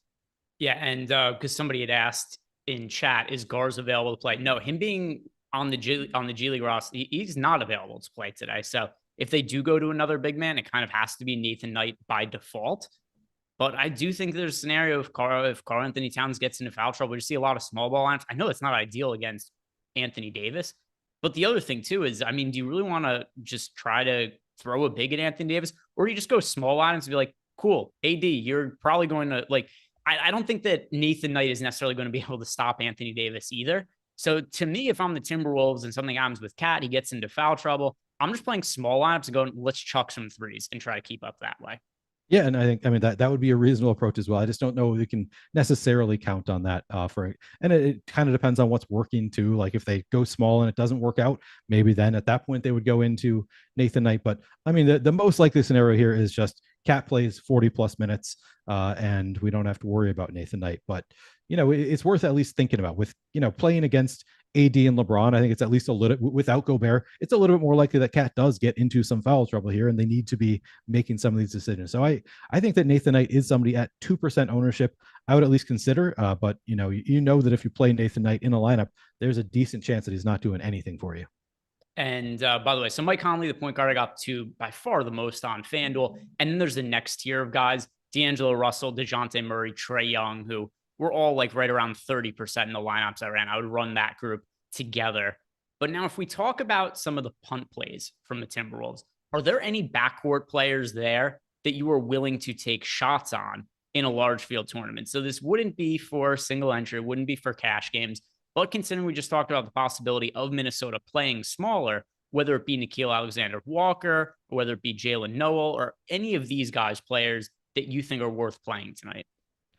It's hard for me to want to play Jalen Nowell if he's going to be 47% owned, which is what we're projecting him for. I mean, he can put up points in a hurry, but we're projecting for 13 minutes don't really know how many minutes we can expect from Jalen Nowell, like what he's capable of playing tonight. So not playing Nowell with any confidence. I think that I'll have some interest in playing some Nickeil Alexander-Walker, Jordan McLaughlin. I think that they are both at 5% for Alexander Walker, 2.4% for J-Mac. I think those are the ownership is right there for me to want to get above the field on those guys, just because, something happens. First of all, we don't know exactly what the Timberwolves are going to do with these extra minutes that they have to fill without Jaden McDaniels and Rudy Gobert. So we don't know exactly what they're going to do with their lineup. As you say, the Timberwolves might just decide to go a little bit smaller instead of playing someone like Nathan Knight.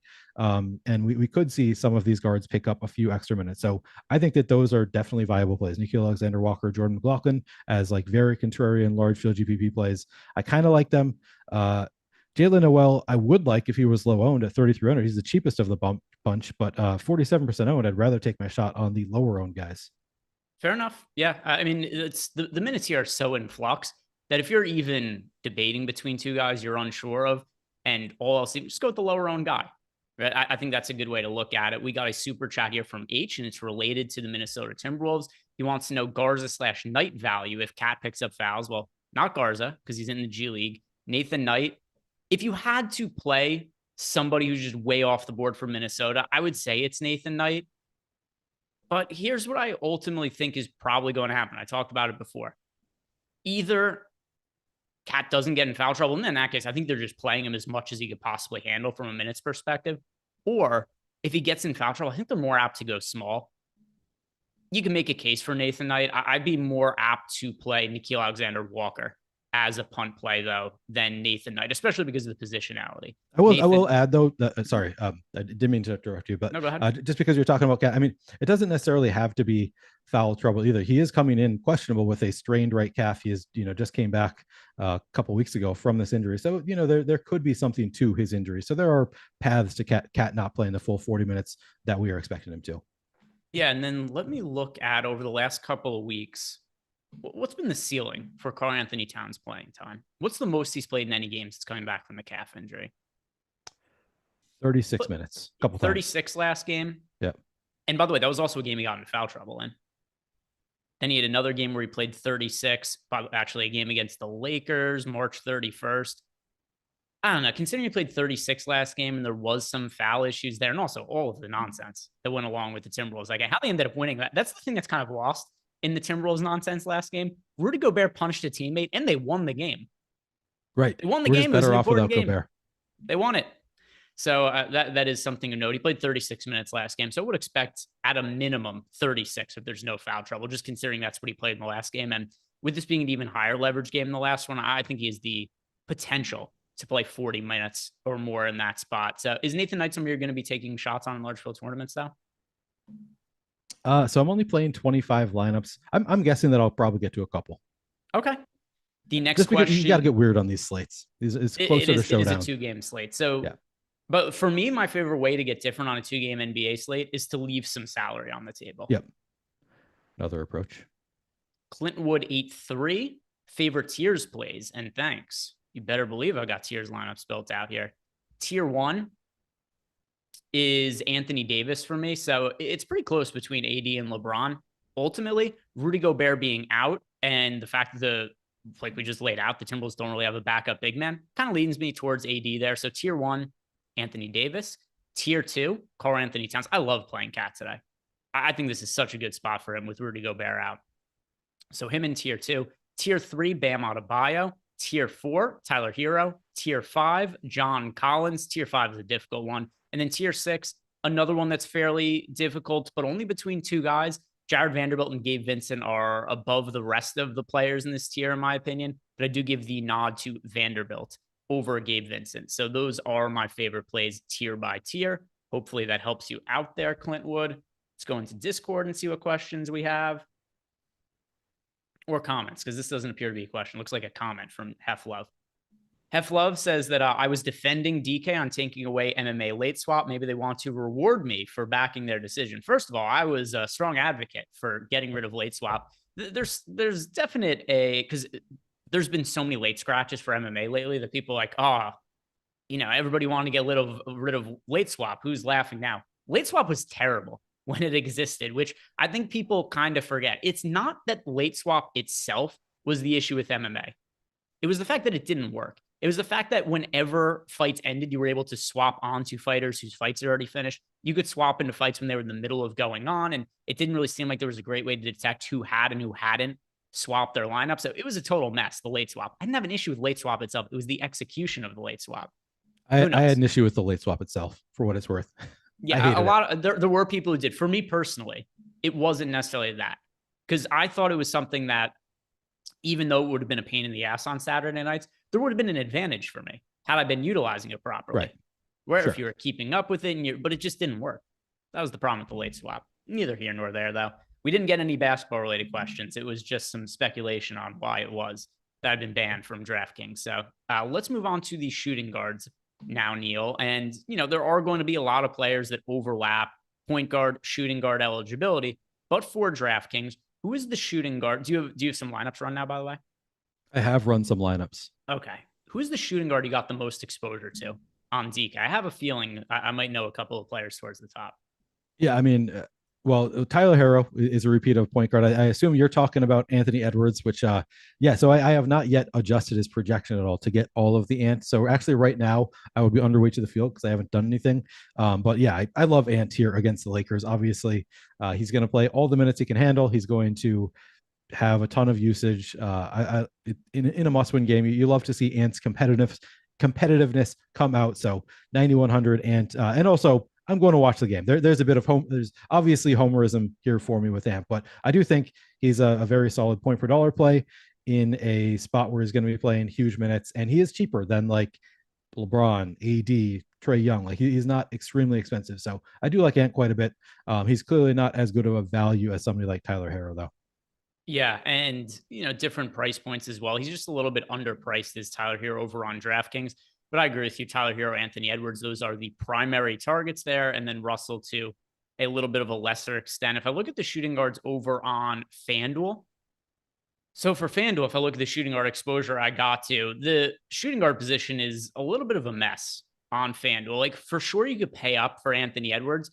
Here's the one issue I found with Ant on FanDuel. There are so many other Timberwolves players I like a lot, and you can only play 4 players from an individual team on FanDuel. So like I said before, the team I got the most 4-man stacks of, Neil, it was Minnesota on FanDuel. But the reason Anthony Edwards doesn't factor in quite as much into those lineups as he does in the field is because Karl-Anthony Towns in a lot of lineups for me. He's power forward and center eligibility over on FanDuel. Kyle Anderson is in a lot of lineups. Taurean Prince is. I talked about Mike Conley being my most rostered point guard. If those are my 4 most rostered Timberwolves players and you can only play 4 guys from one team on FanDuel, it doesn't necessarily leave Anthony Edwards as an odd man out because I still got to him in 30% of lineups. He just doesn't pop up as prominently as he would on DraftKings because some of those lineup restrictions. So tier 1 for me in terms of players on FanDuel with shooting guard eligibility, I got to Austin Reeves and Max Strus the most. And then beyond that was a tier Dejounte Murray, Anthony Edwards, Tyler Herro, and then some other guys that came in like Nickeil Alexander-Walker to take shots on, Bogdanovich, but primarily a little bit cheaper on FanDuel, went to Austin Reeves, went to Max Strus. Let's talk about small forward now. When you ran lineups, who is the small forward you got the most exposure to? Jimmy Butler at 9,000. I got to a ton of DeAndre Hunter at 4,900 as well. Those two by far in a tier by themselves without me having done anything. Those are the two that I got to a lot of. Yeah, so I totally agree on Jimmy Butler. By the way, Jimmy Butler is the guy too, who we've seen the Heat in the past not be afraid to play just insane minutes in these kind of must-win type scenarios. If you remember in the playoffs, remember that it's still used as a meme, him being dead tired and leaning over the bench there. The reason why is because the Heat were playing him like 48 minutes per game, like regularly in that finals. If not 48, then, still like well over 40 minutes. You're looking at 44, 45 minutes. I think there's potential for Jimmy Butler to get that sort of workload tonight. If that is going to be the case, just such a strong pay up option. Good matchup for him against the Atlanta Hawks. In fact, of any team on today's slate, I think the Heat have the easiest matchup. I mean, I love the game environment for the Timberwolves Lakers. Both teams just a fast paced game. Timberwolves not good defensively without Jaden McDaniels and Rudy Gobert. So I don't know that I would say that for sure Miami has the best matchup because I do think the game environment overall is so good for the later game between the Timberwolves and Lakers. But like objectively, just looking at the data for the full season, Miami, I think, has the best matchup. It's a little bit less clear with the Timberwolves missing their good defensive players and the Lakers being so fast paced as well. Yeah, and the total is higher in that game. It's just for me when I look at some of the Miami players, and I just got a lot of exposure to them when I ran lineups, particularly on DraftKings. I think also like we know where a lot of the production is coming from. So maybe I should amend this a little bit too and say that part of this also with the lineups that I built out for DraftKings also comes under the idea of I have a better sense of who's playing the minutes for the Heat, whereas I don't know as much for some of these other teams. And then when I go and look at FanDuel, one of the main reasons that I get to a lot of these Minnesota players, like as I look through my small forward exposure, Jimmy Butler is my most rostered pay up option. But then in addition to that, you've got Kyle Anderson at $6,500 on FanDuel.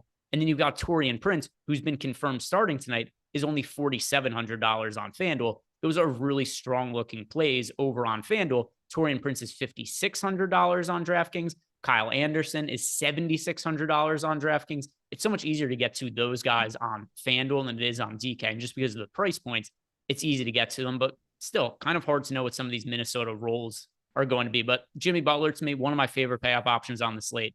I love to get to him. Are there any contrarian small forwards that ended up making it into your lineups? Yeah, I mean, Max Strus is kind of interesting to me at 10% projected ownership. We're projecting for 28 minutes. I believe we just got the starting lineup, right? Confirmed starting. So yeah, everything for Max Strus looks pretty good at that 10% ownership. I mean, contrarian on a slate this size, you're not necessarily getting the 1%, 2% guys that you might get on other slates, but I do think Max Strus is pretty interesting.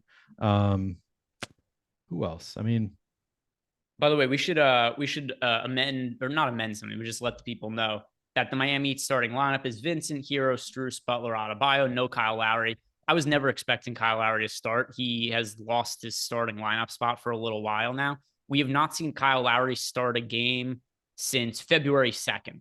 So with that being the case, I was not expecting Kyle Lowry to start. Some people might look at that and go, "Oh my God, Lowry isn't starting."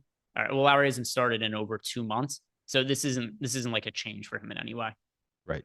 I mean, I think there was some hope that maybe because it was the playoffs, like maybe they've been saving him for the playoffs and he's going to get more minutes if he starts. So they'll start him here. But yeah, I think this was by far the likeliest scenario. And this is what we were projecting him for. I guess contrarian small forward, LeBron James. We're projecting for 8.6% ownership in a spot where LeBron is probably going to have all the usage in the world in a fast-paced matchup with a Timberwolves team that can't play defense. I mean, LeBron is a fantastic contrarian option.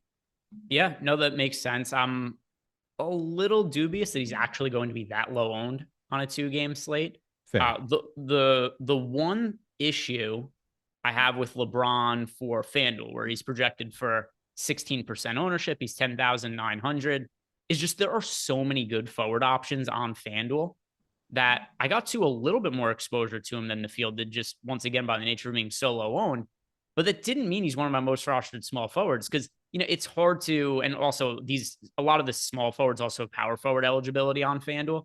Like, do I want to play LeBron or do I want to be able to play, you know, this sounds really dumb, but it's just the reality of the way the pricing works. It's like Taurean Prince is $4,700 on FanDuel.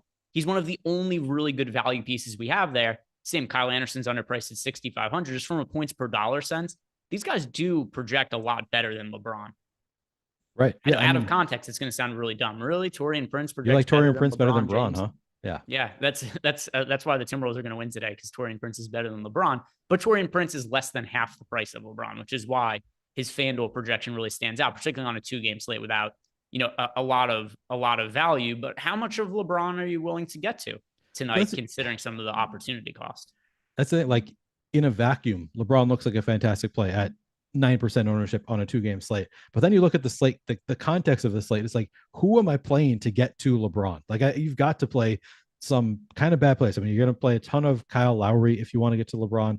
You're going to be playing a lot of just generally untrustworthy options throughout your lineup to be able to pay up because we don't have any really good value on this slate. So that is the tough thing. I still think I'm going to be at least double the field on LeBron. I'm going to force him in and play some bad plays and just hope that, you know, I'll mix in some of these, you know, the Jordan McLaughlins, the Nickeil Alexander-Walker, even Nathan Knight. I'm going to mix in some of these cheap, not good, like in a like these guys they don't project well at all, and they shouldn't project well at all point per dollar. But I'm going to mix them in and just hope that one of them can hit, and they're going to be making it into some of my LeBron lineups.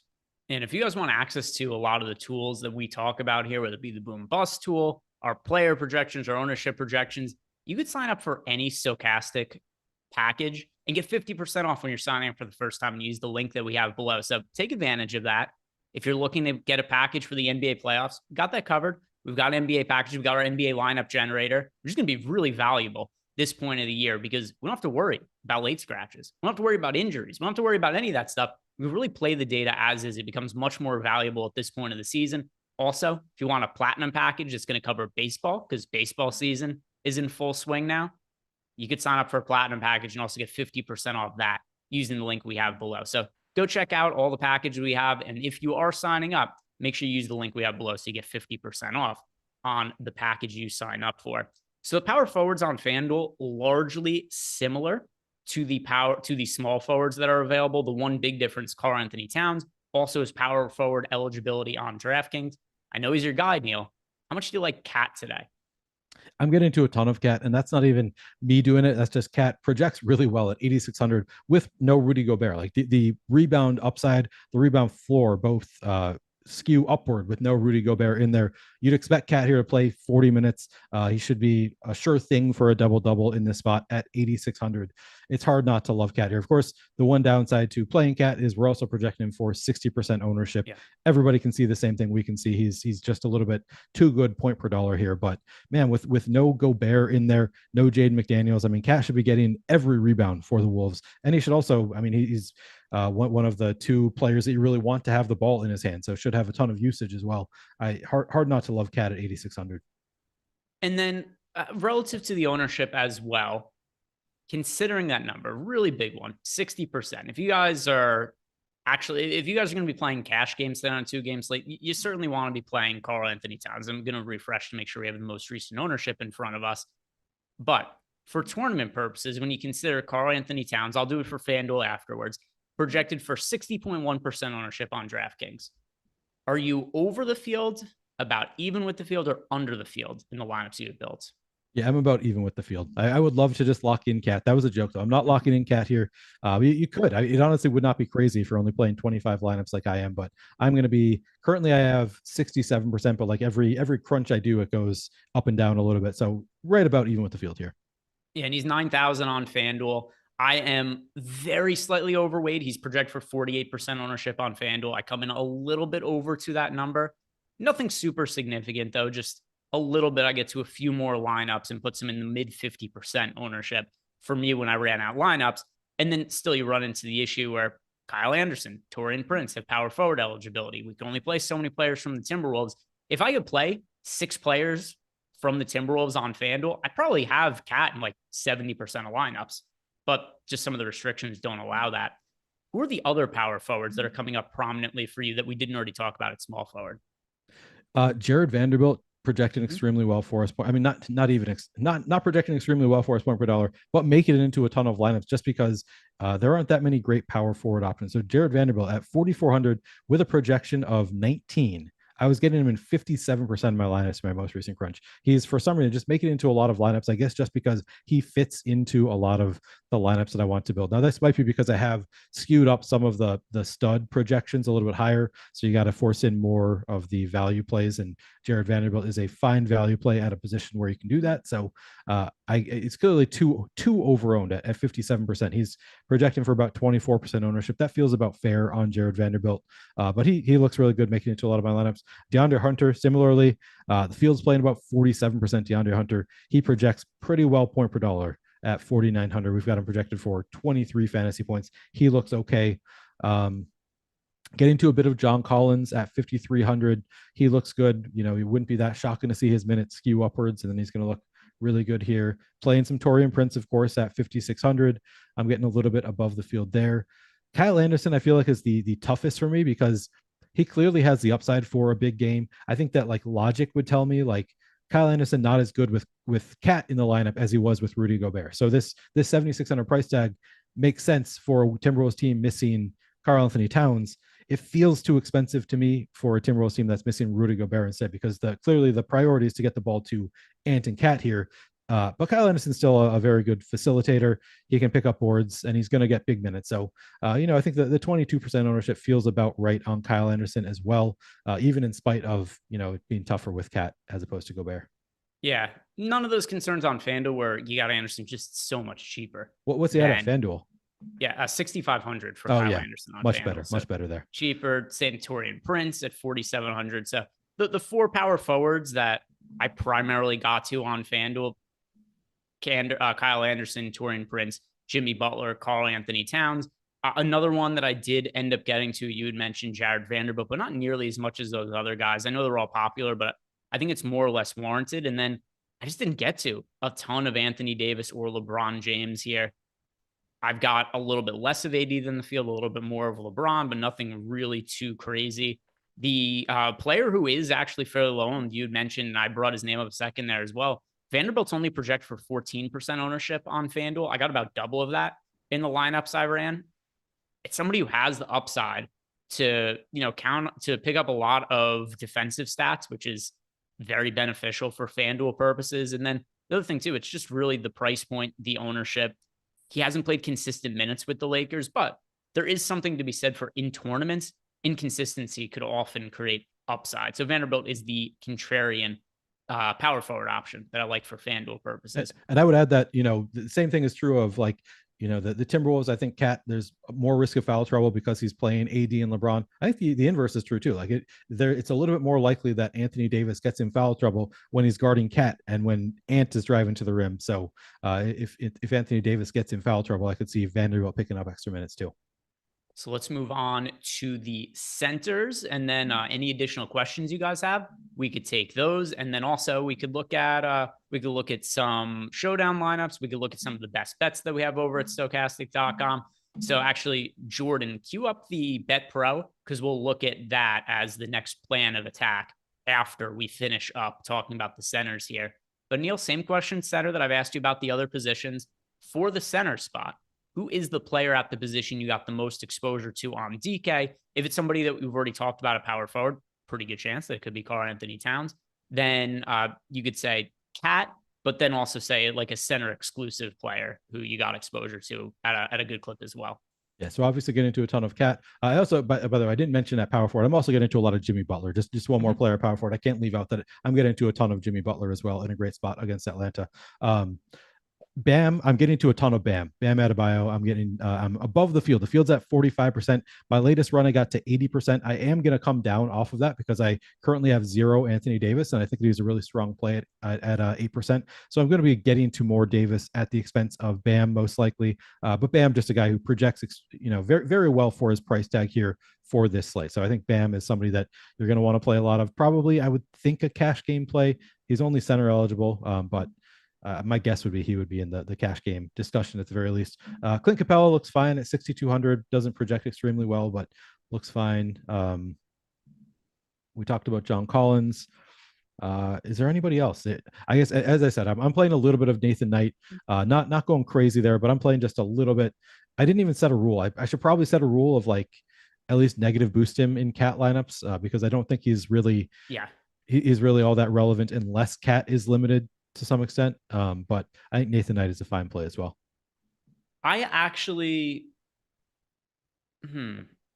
I'd be more apt to actually not play Karl Anthony Towns and Nathan Knight at all together in the same lineups. I know it's only a 2-game slate, but it's just such a strong negative correlation. I do not expect them to share the court together. And the other thing too is for Nathan Knight to play, look, let's assume they don't share the court together. For Nathan Knight to play 15 minutes in that scenario, that then means that Cat plays 33 minutes. Right. If that's the case, Cat's just not having a good game in 33 minutes. And the other thing too is if we're going to say Cat plays 38 and Nathan Knight plays 10, it's just so unlikely that Nathan Knight would have a big game in 10 minutes. So I actually would be in favor of setting a rule to not allow them in the same lineups at all. Would you be okay with that? Or will you be a little bit more flexible since it's only a 2-game slate? I would be okay with that. I think if you're playing 150, I would be more inclined to set a negative boost. But if you're playing like 25 like me, I think it's a totally fine rule to set to not have any cat with Nathan Knight. It's also totally fine to just not play Nathan Knight, I should mention. But yeah, I think that's a good rule to set. And we have a super chat here from Sean Sullivan Jr. Sean wants to know McLaughlin or Rui as the last man in on DK. I'm pretty sure that's McLaughlin for me. So let's see, McLaughlin or Rui. It's funny actually for FanDuel. If there's, I mean, not that you'd be comparing these guys across different platforms, but for DraftKings purposes, it actually is Rui for me. He projects like 5 fantasy points better for us. So yeah, off the top of my head, I was thinking McLaughlin, but then I started to look at some of the projections, and yeah, the answer is going to be Rui there. Don't feel great about the minutes of either. I do think there's maybe a little bit, I mean, I'm still going to answer Rui. I do think there's maybe a little bit more upside in McLaughlin, but just the floor is so much lower. Yeah. Yeah, I'll go with Rui there. He does project quite a bit better for us. So Sean, Rui is the official answer. We've also got, why did this pop up twice? If you look at the top chat right now, Jordan, it's got the same guy twice. But either way, Fear Money Entertainment LLC. Welcome to Team Stochastic. You just joined as a YouTube member there. Got a question here from Avi Schreier. Any Garza rotations tonight? He's not active. It's in the G League. So that's going to be a no. No Luka Garza today. And then we've also got to look at some of the other center options. So do you have a contrarian center? Do you got some exposure to, Neil?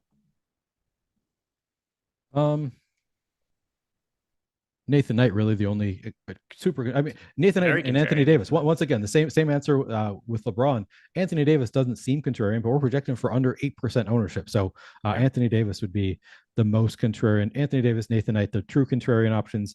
Okongwu down at 25%. I don't think that's that contrarian, but I'm playing some Okongwu as well.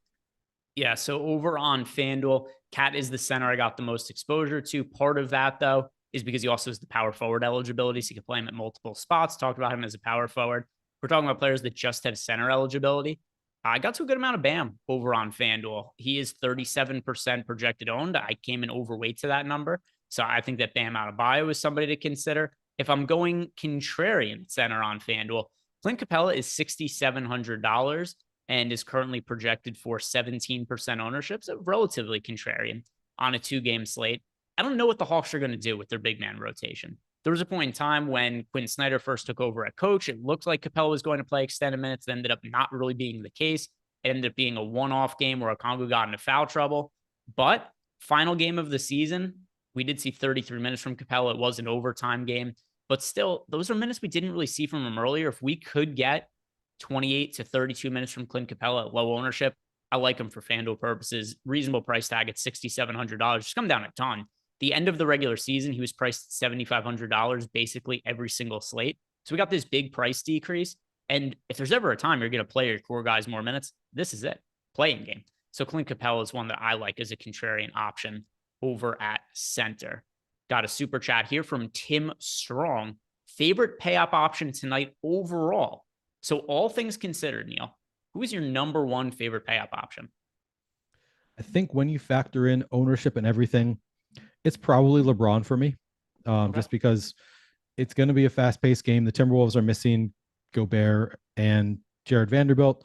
LeBron is going to have as much usage as he wants. So it's probably LeBron. I mean, it's the closest for me is actually between LeBron and Anthony Davis for large field GPPs only. I mean, I love Cat here. Cat is probably like, I'm going to have the most exposure to Cat, but I'm going to have the most exposure relative to the field of either LeBron or Anthony Davis. I just think that they're both in just great matchups where they're going to be playing big minutes. Usually the biggest thing holding LeBron back is doesn't always play big minutes, but I think in this must-win game, we could see LeBron play 40 minutes with huge usage against a zero defense team. So it's probably LeBron, maybe Anthony Davis for me. Yeah, and for me, like I just have to look at my lineups and who I ultimately got the most exposure to on FanDuel. And Karl-Anthony Towns still super popular, but it's different when he's 48% owned on FanDuel compared to north of 60% over on DraftKings. So Karl-Anthony Towns number 1 for me, not far behind Jimmy Butler. Jimmy Butler, another guy who I expect to play really big minutes. And you're just getting a price decrease on these guys relative to the other payoff options, right? You're not paying the same premium for a Cat or for Jimmy Butler that you have to pay for LeBron James or for Anthony Davis. If you look at the most expensive players on FanDuel today, we've got Anthony Davis, 11,600, LeBron, 10,900. Then you got the guys in the 9K range, Jimmy Butler, Trae Young, Anthony Edwards, Karl-Anthony Towns.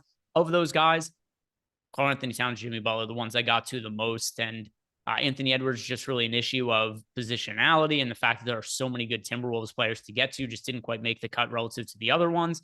Still got to him, just not as much as other Timberwolves players. And then Trae Young at $9,700, just a weird scenario with Trae Young as of late. So I came in underweight to the field on him as far as my FanDuel lineups are concerned. And it's not because he projects poorly. It's just there's other guys priced similarly that project better. And then he also just got a negative matchup against the Heat. Every other matchup today, I think, is better than what the Hawks are going up against. And did you see some of the reporting about Trae Young too? There's a lot of consideration if the Hawks are considering moving on from him in the offseason. I had not heard that. That'd be crazy. Why would they do that? So at least according to a report from Shams, they are questioning his commitment to the team, his work ethic, and his ability to be a leader in the locker room. All right. Well, that's not a good thing. And don't forget, too, there was a game this year that Trae Young didn't play just because he didn't show up to it. Do you remember that way back towards the beginning? I forgot about that. Yeah. That was something that happened this year. Trae Young didn't play in a game because he just didn't show up to the arena. And then there was also multiple practices that he didn't show up to. And then also apparently part of the reason they parted ways with Nate McMillan was because he didn't get along with Trae Young, and they are getting in some heated arguments in practice and in the locker room. So who knows what ends up happening, but it does seem like the Hawks are in a little bit of a weird situation right now with everything surrounding Trae Young. Super chat from Brandon Wagner. Any Kevin love? It's funny. I don't know. He's asking, do we love Kevin or just do we have any exposure to Kevin Love? Minimal amount, nothing really all that significant. In hindsight, I feel like we really lucked out when one of the best games that Kevin Love played with the Heat was when we rostered him his first game with the team when he was starting. True. And he's super popular in DFS. He was min price. He had a good game that spot. Or not a good game, not a great game, but he was serviceable relative to his price point, which there haven't been all that many of them lately. And the minutes have been all over the place too. Recent games for Kevin Love, he actually hasn't played north of 20 minutes since March 22nd. So you can make a case that, maybe they extend his run because it's a play-in scenario. But I think more than likely, he's just not the kind of guy at this point in his career that could play or handle a big workload. So Kevin Love, I have him in 8% of FanDuel lineups. Was he in any way a priority on your DraftKings builds? I think I have him in 1 of 25 lineups. Yeah, viable, but just not really a priority. Hard to get there a little bit with Kevin Love. Oh, I played 30 lineups. That's why my math isn't adding up here. I keep on looking at the numbers. It doesn't quite make sense to me. Okay. I played 30 lineups. There we go. All right. So let's go back into Discord and see if we have any questions there. If we do not have anything in Discord, then we'll really quickly look at BetPro and give people some of our favorite bets of the night. And let's see, we do have one question here. This comes from Swaz. Hunter or Collins? I'm getting to a lot more DeAndre Hunter. I think the field probably will too. So it's going to be, it's whether are you playing a chalky lineup? Do you have Hunter just is going to project better in general, projects for 23 fantasy points here at 4,900. Collins projects, so he's 53 and a little bit more expensive. Actually, they project about the same. Collins is just 400 more. Yeah, it's going to be DeAndre Hunter for me. There was no site here listed, but it was both DraftKings and FanDuel, the lineups I ran. I got some more Hunter on both sites. So let's roll with DeAndre Hunter there. And now let's really quickly look at NBA BetPro. And let's see now as we've got close to these games starting, we got a couple minutes left here. If you guys haven't done it, like the video.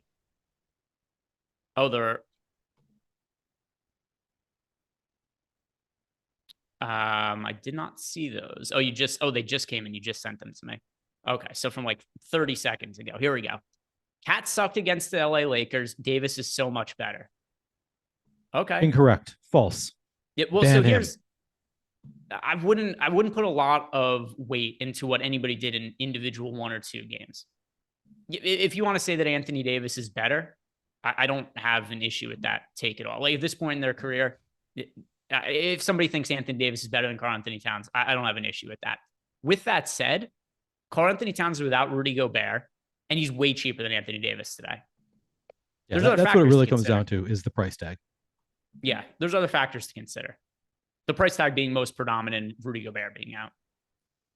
So, and by the way, Vanderbilt being, not Vanderbilt, McDaniels, Jaden McDaniels. Yeah, sorry. McDaniels being out as well.